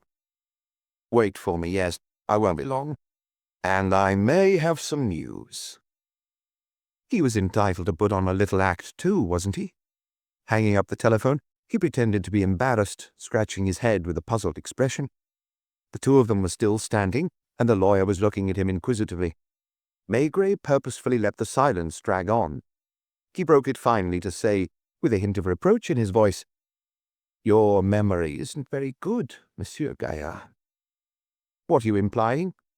"Or, for some reason I can't work out, you didn't tell me the truth." "About what?" "Don't you know?" "I swear." This tall, strong man had been entirely sure of himself a few moments earlier. Now his face was like a little boy's who has been caught doing something wrong, but is still trying to act innocent. "I really don't know what you mean." May I smoke?" "Please do." Maigret slowly filled his pipe, scowling like a man with an unpleasant task ahead of him. "Wouldn't you like to sit down?" the lawyer offered. "I'll only be a moment. When I came to see you on Friday, I spoke to you about your car." "You may have. We had a rather haphazard conversation, and I was sufficiently affected by what I'd just heard not to take in all the details." "You told me that your car was usually parked in front of your house and that you left it there overnight." "That's correct. It spent last night there and the night before. You may have seen it when you came in." "But there were some days recently when it wasn't there." The lawyer made as if to rack his brains. Wait." He was very red in the face all of a sudden, and Maigret almost felt sorry for him. He was clearly only maintaining a modicum of self-assurance thanks to a huge effort. "I can't remember if it was last week or the week before that the car needed some repairs. I can ask my secretary. She rang the garage to get them to come and pick it up and fix it." There was a silence, during which he made no move for the connecting door. "Call her in." The lawyer pushed the door open, eventually. "Will you come in here for a moment? The detective chief inspector has a question for you." "Don't worry, mademoiselle, it's a very innocuous question. I'd like to know what day you called the garage to ask them to come and fetch the car." She looked at her employer as if seeking his permission to answer. "Monday afternoon," she said finally. "That's last Monday, is it?" "Yes." She was pretty and likable, and her white nylon dress revealed an alluring body. Were she and Gaillard? That was no concern of Maigret's for the moment. "Did it need a lot of work?" "I can show you the bill from the garage. It came this morning. They had to put in a new shock absorber. They thought they were going to be able to get the car back on Wednesday morning." "But they couldn't?" "They rang to apologize. It's an American car. They'd been hoping the spare parts would be in Paris, but they ended up having to call the warehouse in Le Havre. Jean-Charles Gaillard was pretending to have no interest in the conversation. He had finally sat down at his desk and was looking through a file. When was the car delivered? Thursday or Friday. Do you mind? It's in my diary. She went into her office, then came back instantly. Thursday evening. They had the shock absorber sent express and worked on it all day. Did you come back after dinner? Another glance at her employer. No, I hardly ever do. Only when there's something urgent. That wasn't the case last week. She gave an emphatic shake of her head. I haven't worked late for at least a fortnight. Thank you, mademoiselle. She left the room and shut the door behind her. Maigret remained standing in the middle of the office, his pipe in his mouth. Well, there it is, he grunted finally. There, what is? Nothing. A minor detail that may be important or not. You know enough about our profession to understand we can't overlook anything. I don't see what my car... If you were in my place, you would. Thank you for letting me use your telephone. It's time I was getting back to the office. The lawyer stood up. Don't you have anything else to ask me? What could that be? I asked you all the questions I wanted to ask you on Friday. I assume you answered truthfully, didn't you? I've no reason. Naturally. Mind you, the car. I admit I forgot about that. It's the third or fourth time that car has needed work in the last few months, which is why I'm planning to trade it in. Did you get around by taxi for 3 days? Exactly. I sometimes take taxis even when the car is outside. It saves having to look for a parking place. I understand. Are you in court this afternoon? No. I've already told you that I'm not in court very often. I'm more of a legal advisor. So you will be at home all day, will you? Unless I have a meeting somewhere. Just a moment. He opened the door of the adjoining office again. Lucette, will you see if I have to go out this afternoon? Maigret had the impression the girl had been crying. Her eyes and nose weren't red, but she had a flustered, troubled look. I don't think so. All your meetings are here. She consulted the red diary all the same. No. There's your answer, concluded the lawyer. Thank you. Do you think you'll be needing me? I don't have anything specific in mind, but you never know. Goodbye, mademoiselle. She nodded without looking up at him. Jean-Charles Gaillard went out into the corridor ahead of Maigret. The door of a waiting room was half open, and as they walked past, Maigret caught sight of the legs of someone, a man who was waiting.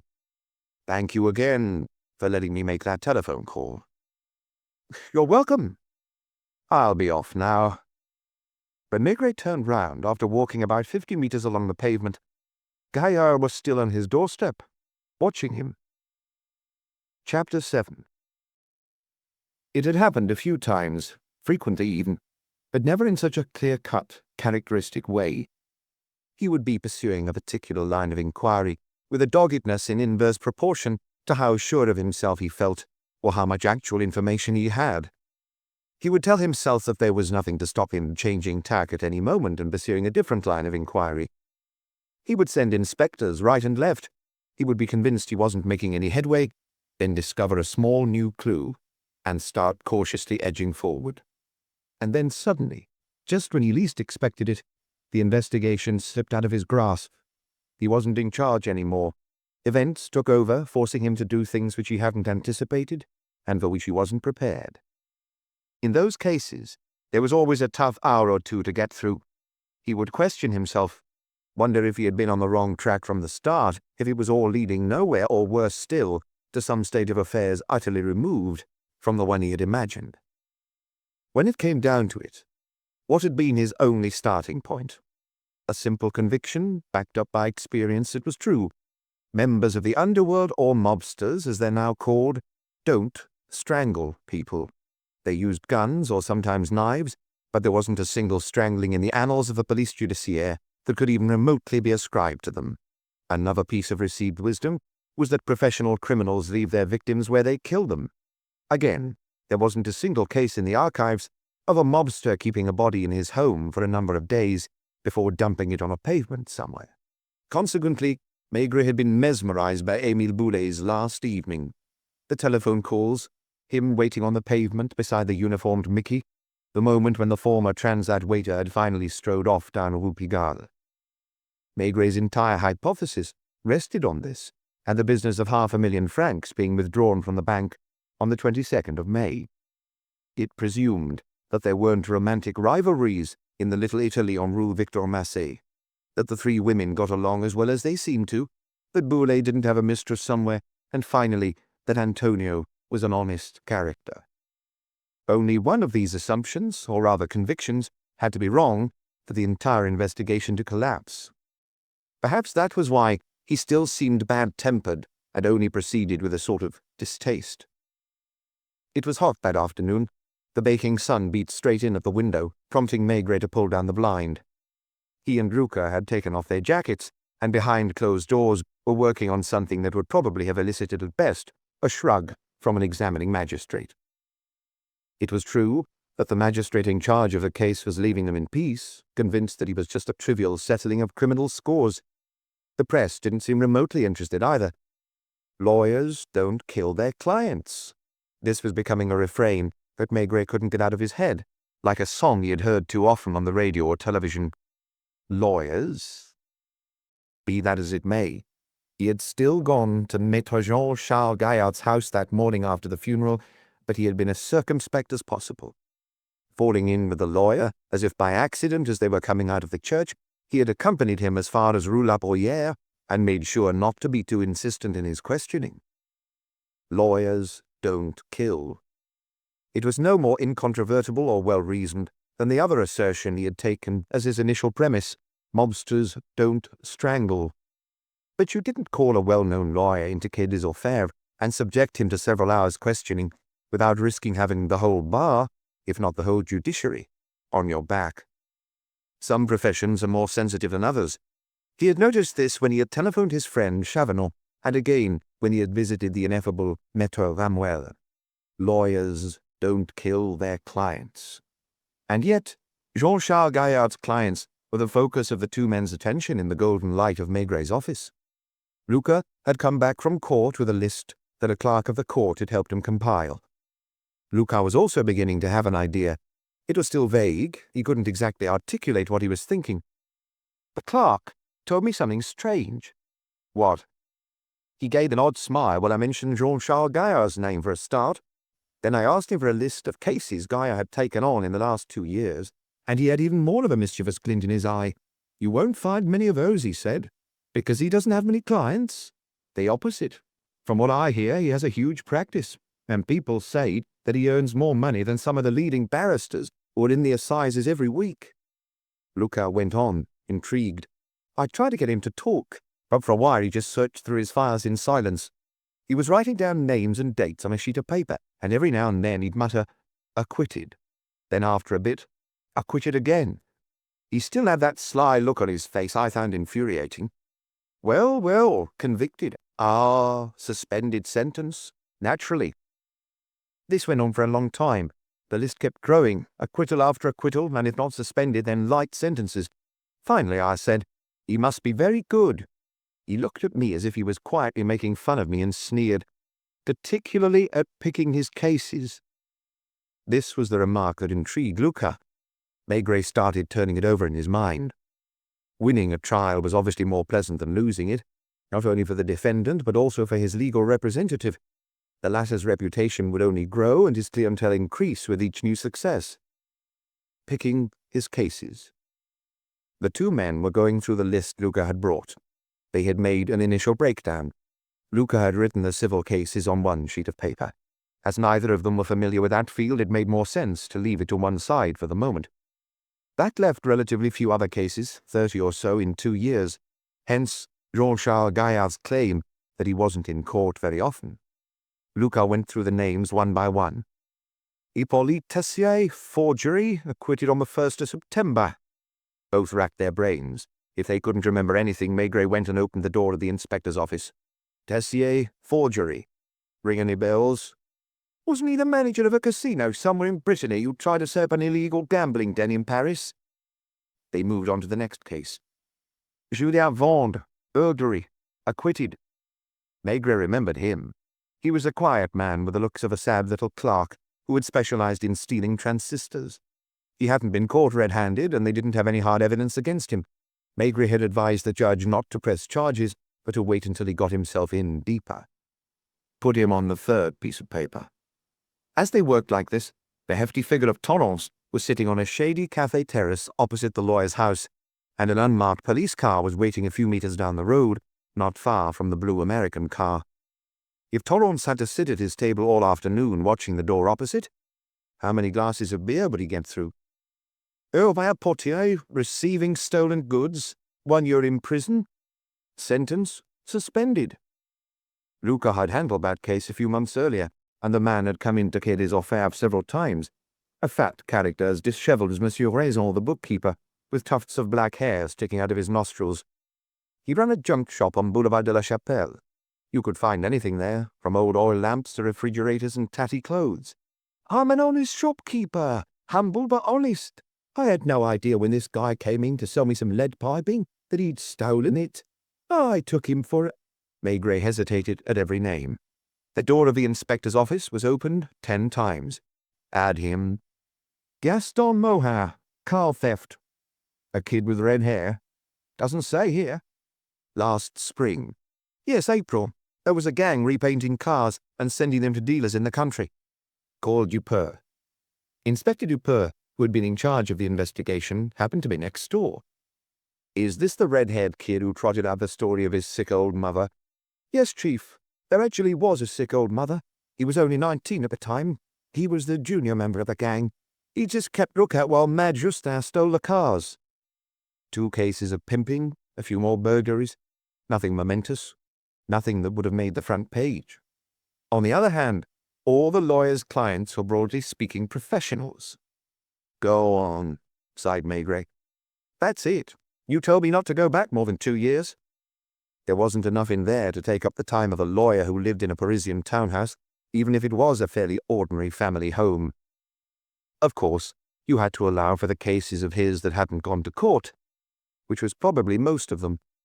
And then there was another type of client, like Boulet, who paid Jean-Charles Gaillard to do their tax returns. Maigret was floundering. He was hot and thirsty and felt himself getting bogged down. He was tempted to start all over again. Get the inspector of taxes for the 9th arrondissement on the telephone. It seemed like a shot in the dark, but he couldn't justify leaving anything to chance at this point. What? Monsieur Simenon? Well, then get Monsieur Simenon on the telephone. I'm calling on Detective Chief Inspector Maigret's behalf, Police Judiciaire. Yes. Hello? No. The Detective Chief Inspector wishes to speak to Monsieur Simenon in person. The tax inspector must either have been a busy man or have an acute sense of his high office, because it took almost 5 minutes to get him on the telephone. Hello, I'll pass you over to the Detective Chief Inspector. Maigret grabbed the receiver with a sigh. I'm sorry to disturb you, Monsieur Simenon. I just wanted to ask you something. What's that? Yes, it does concern Émile Boulet indirectly. You've read the newspapers. I understand. No, I'm not interested in his tax returns. That might come up later, but in that case, I promise you I'll go through the proper channels. Of course, I quite understand your reservations. I have a slightly different question. Did Boulet have any problems with you? That's it. Did you ever have occasion to threaten him with legal proceedings, for example? No? That's what I thought. Books always in perfect order. Right. Right. He listened, nodding his head and scribbling on his blotter. Monsieur Simenon had such a ringing voice that Luca could hear almost everything he said. In a word, he had a good adviser. A lawyer, I know. Jean-Charles Gaillard. He's really who I want to talk about. I imagine he handled the affairs of a few of your taxpayers. What's that? Far too many. Maigret winked at Luca and summoned up his reserves of patience, because the tax inspector had suddenly turned voluble. Yes. Oh, very accomplished, clearly. What? Returns that were beyond reproach. You tried, did you? And got nowhere, I see. May I ask another question? Which social class were Gaillard's clients from, for the most part? A bit of everything, I understand. Yes. Yes. Many were from the same neighborhood. Hoteliers, restaurateurs, nightclub owners. Obviously, it's difficult. This went on for almost another 10 minutes, but Maigret only listened distractedly as the tax inspector, after his initial reticence, launched into a minutely detailed account of his fight against tax evaders. Ugh, Maigret sighed as he hung up. Did you hear all that? Not quite. As I'd expected, Émile Boulet's tax returns were beyond a reproach. Our friend Jules nostalgically repeated that phrase Lord knows how many times. He's been trying to catch him out for years. Last year he combed through all his books again without finding the least irregularity. What about the others? Exactly. All Jean-Charles Gaillard's clients are the same. Maigret looked absent-mindedly at the list the inspector had drawn up. He remembered the clerk's remark, particularly at picking his cases. Well, the lawyer was just as good at picking his financial clients, hoteliers in Montmartre and other parts of town, who rented rooms out by the hour as well as the night. Landlords like Joe the Wrestler, nightclub and racehorse owners. As Jules was saying just now on the telephone, it's hard proving income and overheads with people like that. Standing at his desk, Maigret looked through the list again. He had to choose someone, and the rest of the investigation might depend on who. Call Dupin for me. The inspector came back into the office. Do you know what's happened to Gaston Morin, who you told us about earlier? A month or two ago, I saw him manning the pumps of the garage on Avenue d'Italie. It was pure chance. I was driving my wife and the kids to the country and wondering where to fill up. Go and ring the owner of the garage and check that Morin is still working for him. Make sure he doesn't tell him anything. I don't want him getting scared and giving us the slip. If it didn't work with him, Maigret would choose another person on the list, then another, and so on, until he found what he was looking for. Admittedly, that wasn't very clear. In all the lawyers' cases, there was a certain characteristic, some sort of common feature, which he would have had trouble defining. Lawyers don't kill their clients. Do you still need me, boss? Stay here, yes. It was as if he were talking to himself, and he didn't mind somebody listening in. When it came down to it, they all had good reason to be grateful to him. Either they went to court and were acquitted, or the inspector of taxes had no choice but to accept their returns. I don't know if you see what I'm getting at. Usually, a lawyer is bound to have some dissatisfied clients. If he loses a case, if someone is given a harsh sentence. I see, Chief. Now, it's not easy picking cases. Dupin came back. He's still working in the same garage. He's there now. Get a car downstairs from the yard and bring him back here as quick as you can. Don't scare him. Tell him it's a simple check. I don't want him to be too relaxed, though. It was 4:30, and the heat wasn't letting up. Far from it. There was no air in the room. Maigret's shirt was starting to stick to his back. What if we go and have a glass of beer? A brief interval at the Brasserie Dauphine while they waited for Gaston Morin. As the two men were about to leave the office, the telephone rang. Maigret hesitated before turning back, but ended up answering just to be on the safe side. Is that you, Chief? Torrance here. I recognize your voice. Well, I'm calling from Avenue de la Grande now, mate. What are you doing there? About 20 minutes ago, Gaillard came out of his house and got into his car. Luckily, a traffic jam on the corner of Rue Blanche allowed me to get in mine and catch him up. Did he notice he was being followed? No chance. You'll see why I'm so certain in a moment.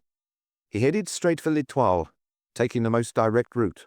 He couldn't drive fast because of the traffic, and when he got to Avenue de la Grande Armée, he drove even more slowly. We passed garage after garage. It seemed as if he couldn't make up his mind. In the end, he drove into a place called the Garage Moderne, near Port Mayo. I waited outside. I didn't go in until I saw him come out on foot and head off towards the Bois.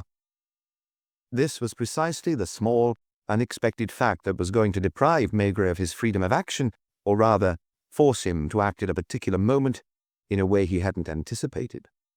His expression became increasingly serious as he listened to Torrance, and he seemed to have forgotten the glass of beer he had promised himself. It's a big place with an automatic car wash. I had to show my badge to the foreman. Jean-Charles Gaillard isn't a regular customer. They don't remember seeing him there before. He asked if they could wash his car in under an hour. He's meant to be coming back around 5:30. Have they started work on it? They were about to, but I asked them to wait. A decision had to be made immediately. What shall I do? Stay there. And don't let anyone touch the car. I'll send someone over to bring it back here. Don't worry, he'll have all the paperwork. What about when Guy comes back? You'll have an inspector with you. I don't know who yet. I'd rather there were two of you. Be very polite, but make sure, whatever you do, that he comes back here with you. He thought of the young car thief he was expecting. Don't show him straight into my office. Make him wait. He'd probably be outraged. Don't let yourself be overawed. And most of all, don't let him make a telephone call. Tonal sighed half-heartedly.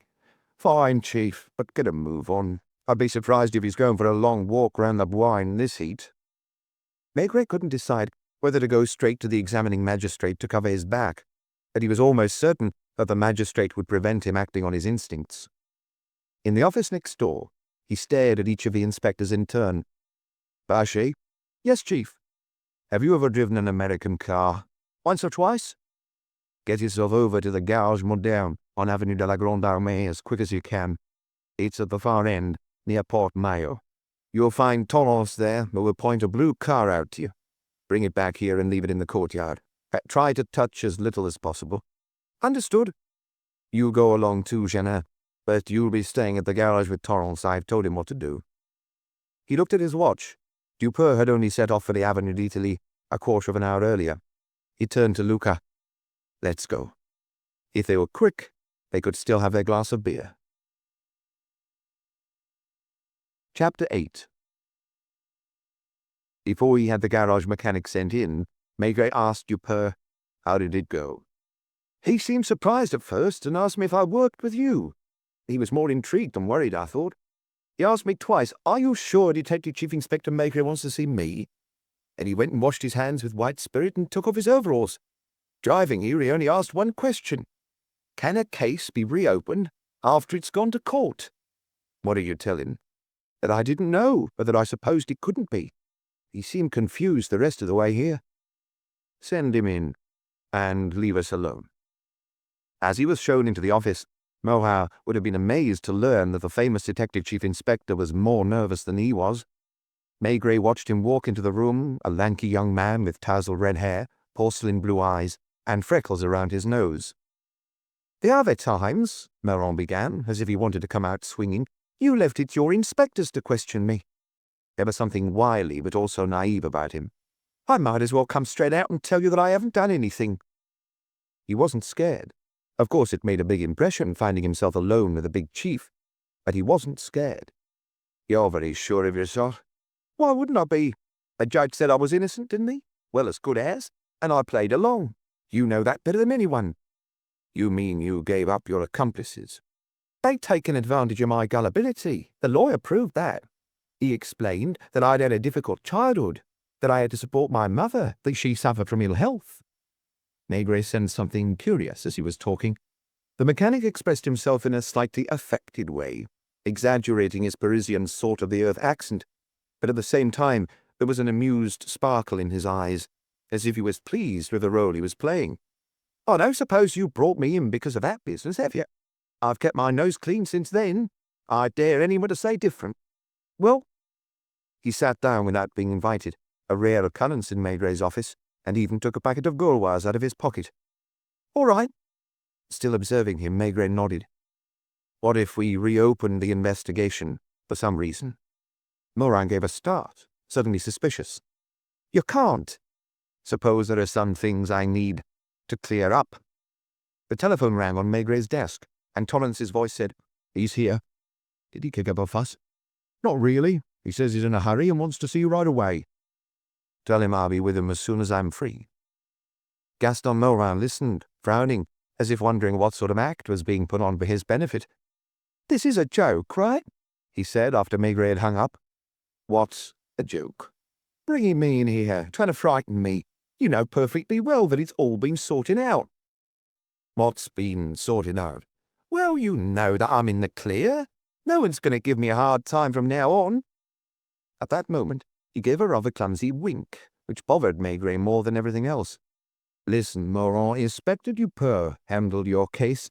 The guy who brought me in just now, yes, that's right. I don't remember his name. He was on the level. What do you mean? Well, you know, that he was on the level.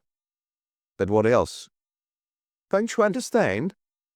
Do you mean that he didn't set you any traps and went easy on you with his questioning? I suppose he questioned me the way he was meant to question me. Implicit in the young man's words, his attitude, there was something ambiguous that Maigret was trying to pin down. It had to be like that, didn't it? Asked Morin. Because you were innocent? The mechanic seemed to be growing uneasy himself now, as if he no longer understood what was happening, as if Maigret's responses threw him as much as what he was saying through the policeman. Come on, Morin said hesitantly after taking a drag on his cigarette. What? Nothing. What were you going to say? I can't remember. Why did you call me in? What were you going to say? I think something's wrong here. I don't understand. Are you sure? In that case, I better keep my mouth shut. It's a bit late for that. What were you going to say? Maigret wasn't so much threatening, as steely. Standing against the light, he was a solid mass that Gaston Morin was starting to look at with a sort of panic in his eyes. I want to go, he stammered, getting up suddenly. Not until you've talked. This is a trap, then, isn't it? Who's messed up? Is there someone around here who isn't in on the game? What game? You tell me what you know first. I ask the questions here. What game? You'll go on asking me that all night if you have to, won't you? I was told that, but I didn't believe it. What else were you told? That you'd be nice to me. Who said that? The boy turned his head away, determined not to talk, but sensing that he would capitulate in the end. It's not fair, he muttered finally between his teeth. What isn't? Morin suddenly lost his temper. Hackles up, staring Maigret in the face, he shouted, You don't know! Is that it? What about the 100,000 then? He was so intimidated by the look on Maigret's face that his voice trailed away. He saw the imposing mass coming towards him, two powerful hands reaching out, grabbing him by the shoulders, starting to shake him. Maigret had never been so pale in all his life. His expressionless face was like a block of stone. In an unnerving blank voice, he ordered, Say that again. You're hurting me. Say that again. The 100,000. What 100,000? Let me go. I'll tell you everything. Maigret released the mechanic, but remained deadly pale. He brought his hand to his chest for a moment, and felt his heart beating violently. I guess I've been a mug, Morin said. Gaillard? Morin nodded. Did he promise we'd be nice to you? Yes, he didn't say nice. He said you'd be understanding, and that you'd be acquitted. If the worst came to the worst, that I'd get a suspended sentence. Did he charge you 100,000 francs to defend you? Not to defend me, it was for something else. To give to someone. The young mechanic was so intimidated, tears welled in his eyes. You! Maigret stood motionless, with his fists clenched for a good 2 minutes, until finally a little colour slowly returned to his face. Then he abruptly turned his back on his visitor, and although the blind was lowered, planted himself in front of the window for a while longer. When he turned round, his expression was almost back to normal, but you could have sworn that he had grown old. That he was suddenly very tired. He went and sat at his desk, pointed to a chair, and unthinkingly started filling a pipe. Smoke. It came out as an order, as if he was exorcising heaven knew what demons. In a deadened, muffled voice, he quietly went on, I assume you've told me the truth. I swear on my mother's life. Who sent you to Jean-Jacques Gaillard? An old man who lives on Boulevard de la Chapelle. Don't worry, we're not going to reopen your case. The guy you're talking about is called Potier and runs a junk shop. Yes. You'd go out robbing and give him what you'd stolen. It didn't happen often. What did he tell you? To go and see that lawyer. Why him in particular? Because he was in league with the police. I can see now that that's not true. He conned me out of 100,000. Maigret thought for a moment. Listen, somebody is going to be shown into this office in a moment. Don't talk to him. Just take a look at him and then go next door with the inspector. Oh, I'm sorry, you know. They made me think it was normal. Maigret managed a smile. Hello, Toros, will you bring him in? I've got someone in my office I want you to keep over there in case I need him. Now, yes. He smoked, outwardly completely calm, but there was a sort of lump in his throat. He stared at the door until it opened, and saw the lawyer, elegantly dressed in a light grey suit, quickly take 3 or 4 steps into the room, an annoyed look on his face, open his mouth to speak, to protest, then suddenly catch sight of Gaston Morin. Torrance couldn't make any sense of this silent scene. Jean-Charles Gaillard had stopped dead. His expression had changed. The young man got up uneasily from his chair, and avoiding eye contact with the newcomer, made for the door. The 2 men were left alone, facing one another. Resting both hands flat on his desk, with a great effort Maigret resisted the temptation to get up, march over to his visitor, and, despite him being taller and sturdier, slap him about the face. Instead, in a strangely weak voice, he said, "Sit down." He must have been even more intimidating than when he had grabbed the young mechanic by the shoulders, because the lawyer obeyed automatically, forgetting to protest against the removal of his car and the fact that 2 inspectors had brought him to Quai des Orfèvres without a warrant and kept him waiting there like a petty suspect. "I suppose you understood the situation," Maigret began wearily, as if the case was closed as far as he was concerned. As the lawyer tried to answer, he continued, "Let me do the talking. I will be as brief as I can because it's hard for me being alone in the same room as you. I don't know what that boy I told you to be quiet.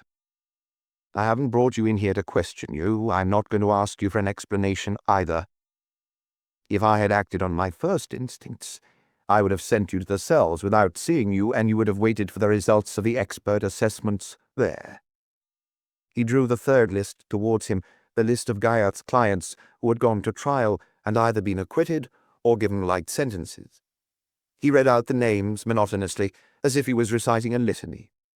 Then he looked up and added, "Needless to say, these people will be questioned. Some won't talk, or rather they'll keep quiet at first.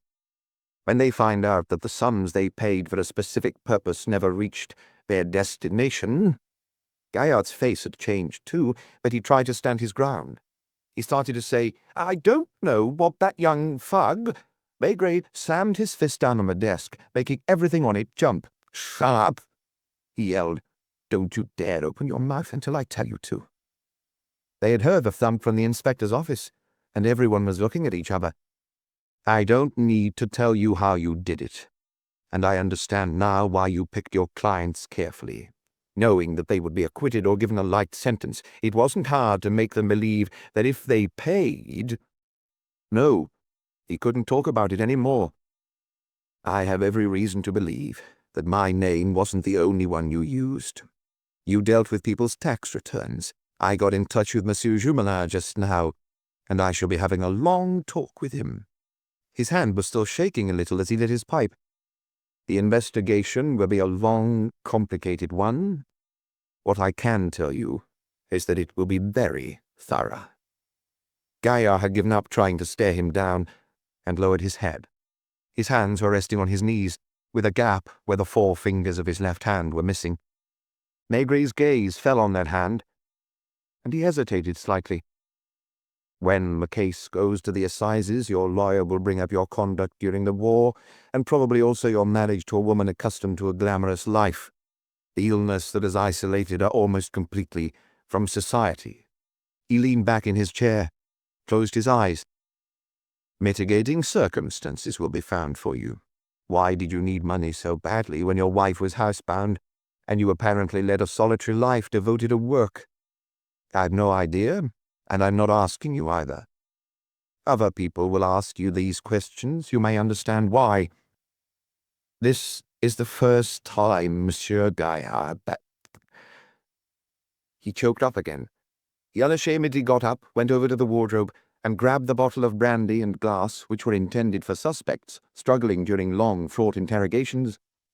He drained the glass in one, returned to his seat, and relit his pipe, which had gone out. That calmed him down a little, and he spoke in a casual tone of voice now, as if the case no longer concerned him personally.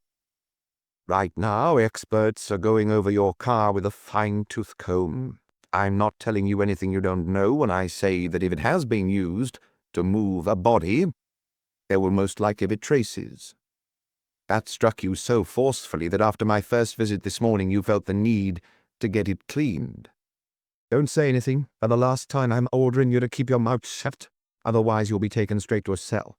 I should also tell you that a team of specialists is on its way to Roulab-Royère." Gaillard gave a start and stammered, "My wife." "They're not going there to bother your wife.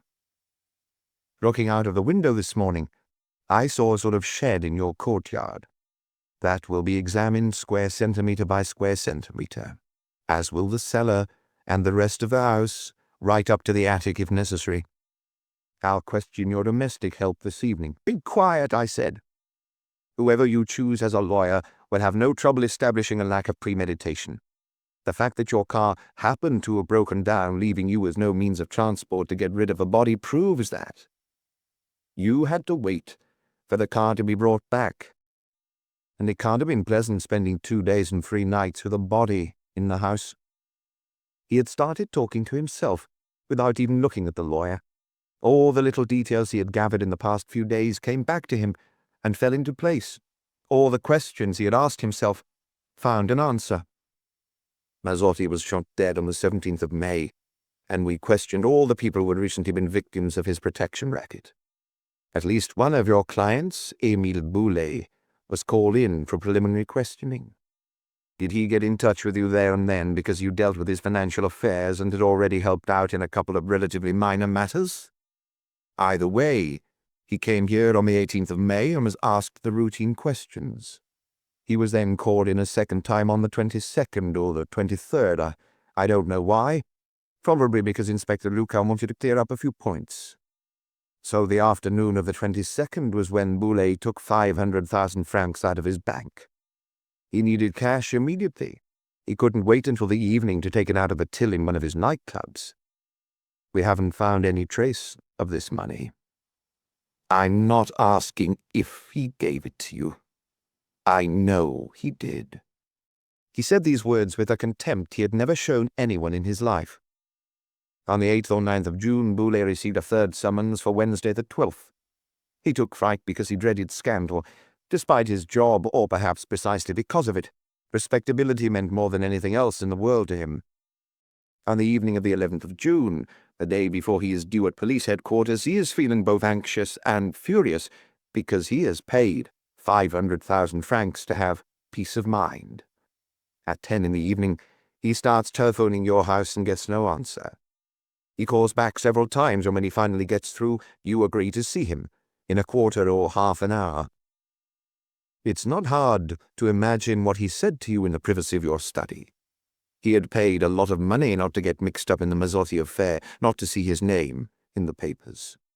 But now, rather than leave him in peace, as he had every right to expect, the police want to question him again, and there's every chance he'll run into journalists and photographers in the corridors of the police judiciaire. He feels he's been tricked. He's as outraged as Gaston Morin just now.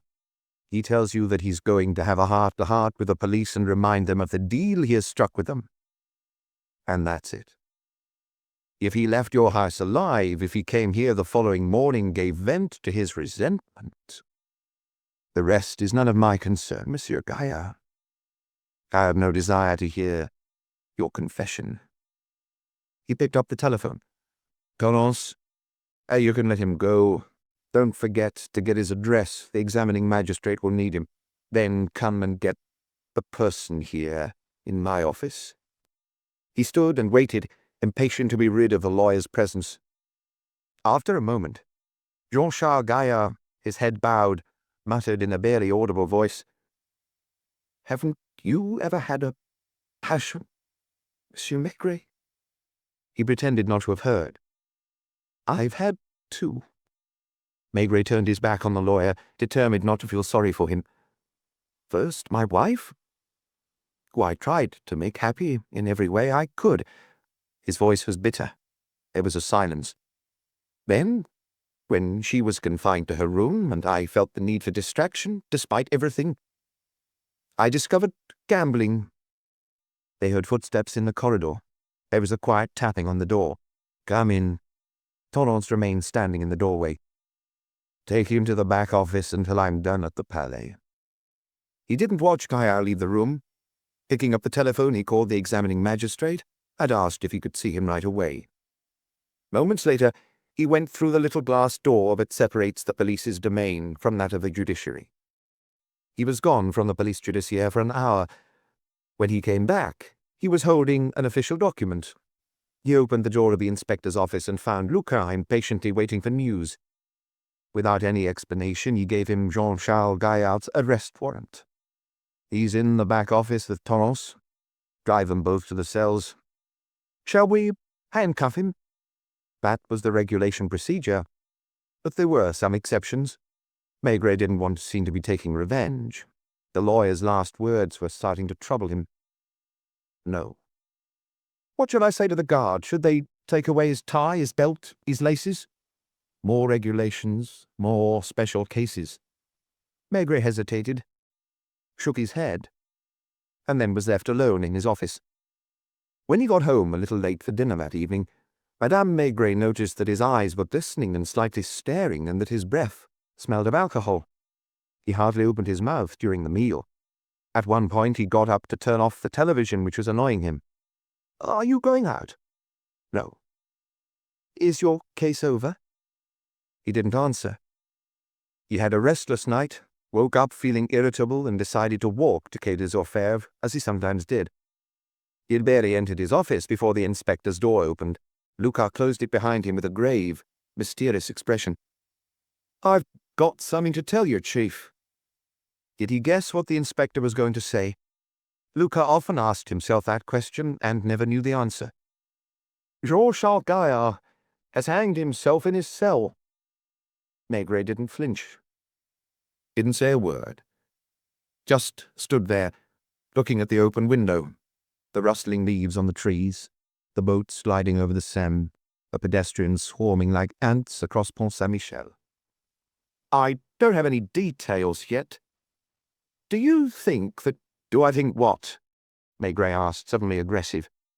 Lucas backed out of the room, stammering. I was just wondering." He slammed the door, and Maigret didn't reappear until an hour later, seemingly relaxed and busy with routine matters.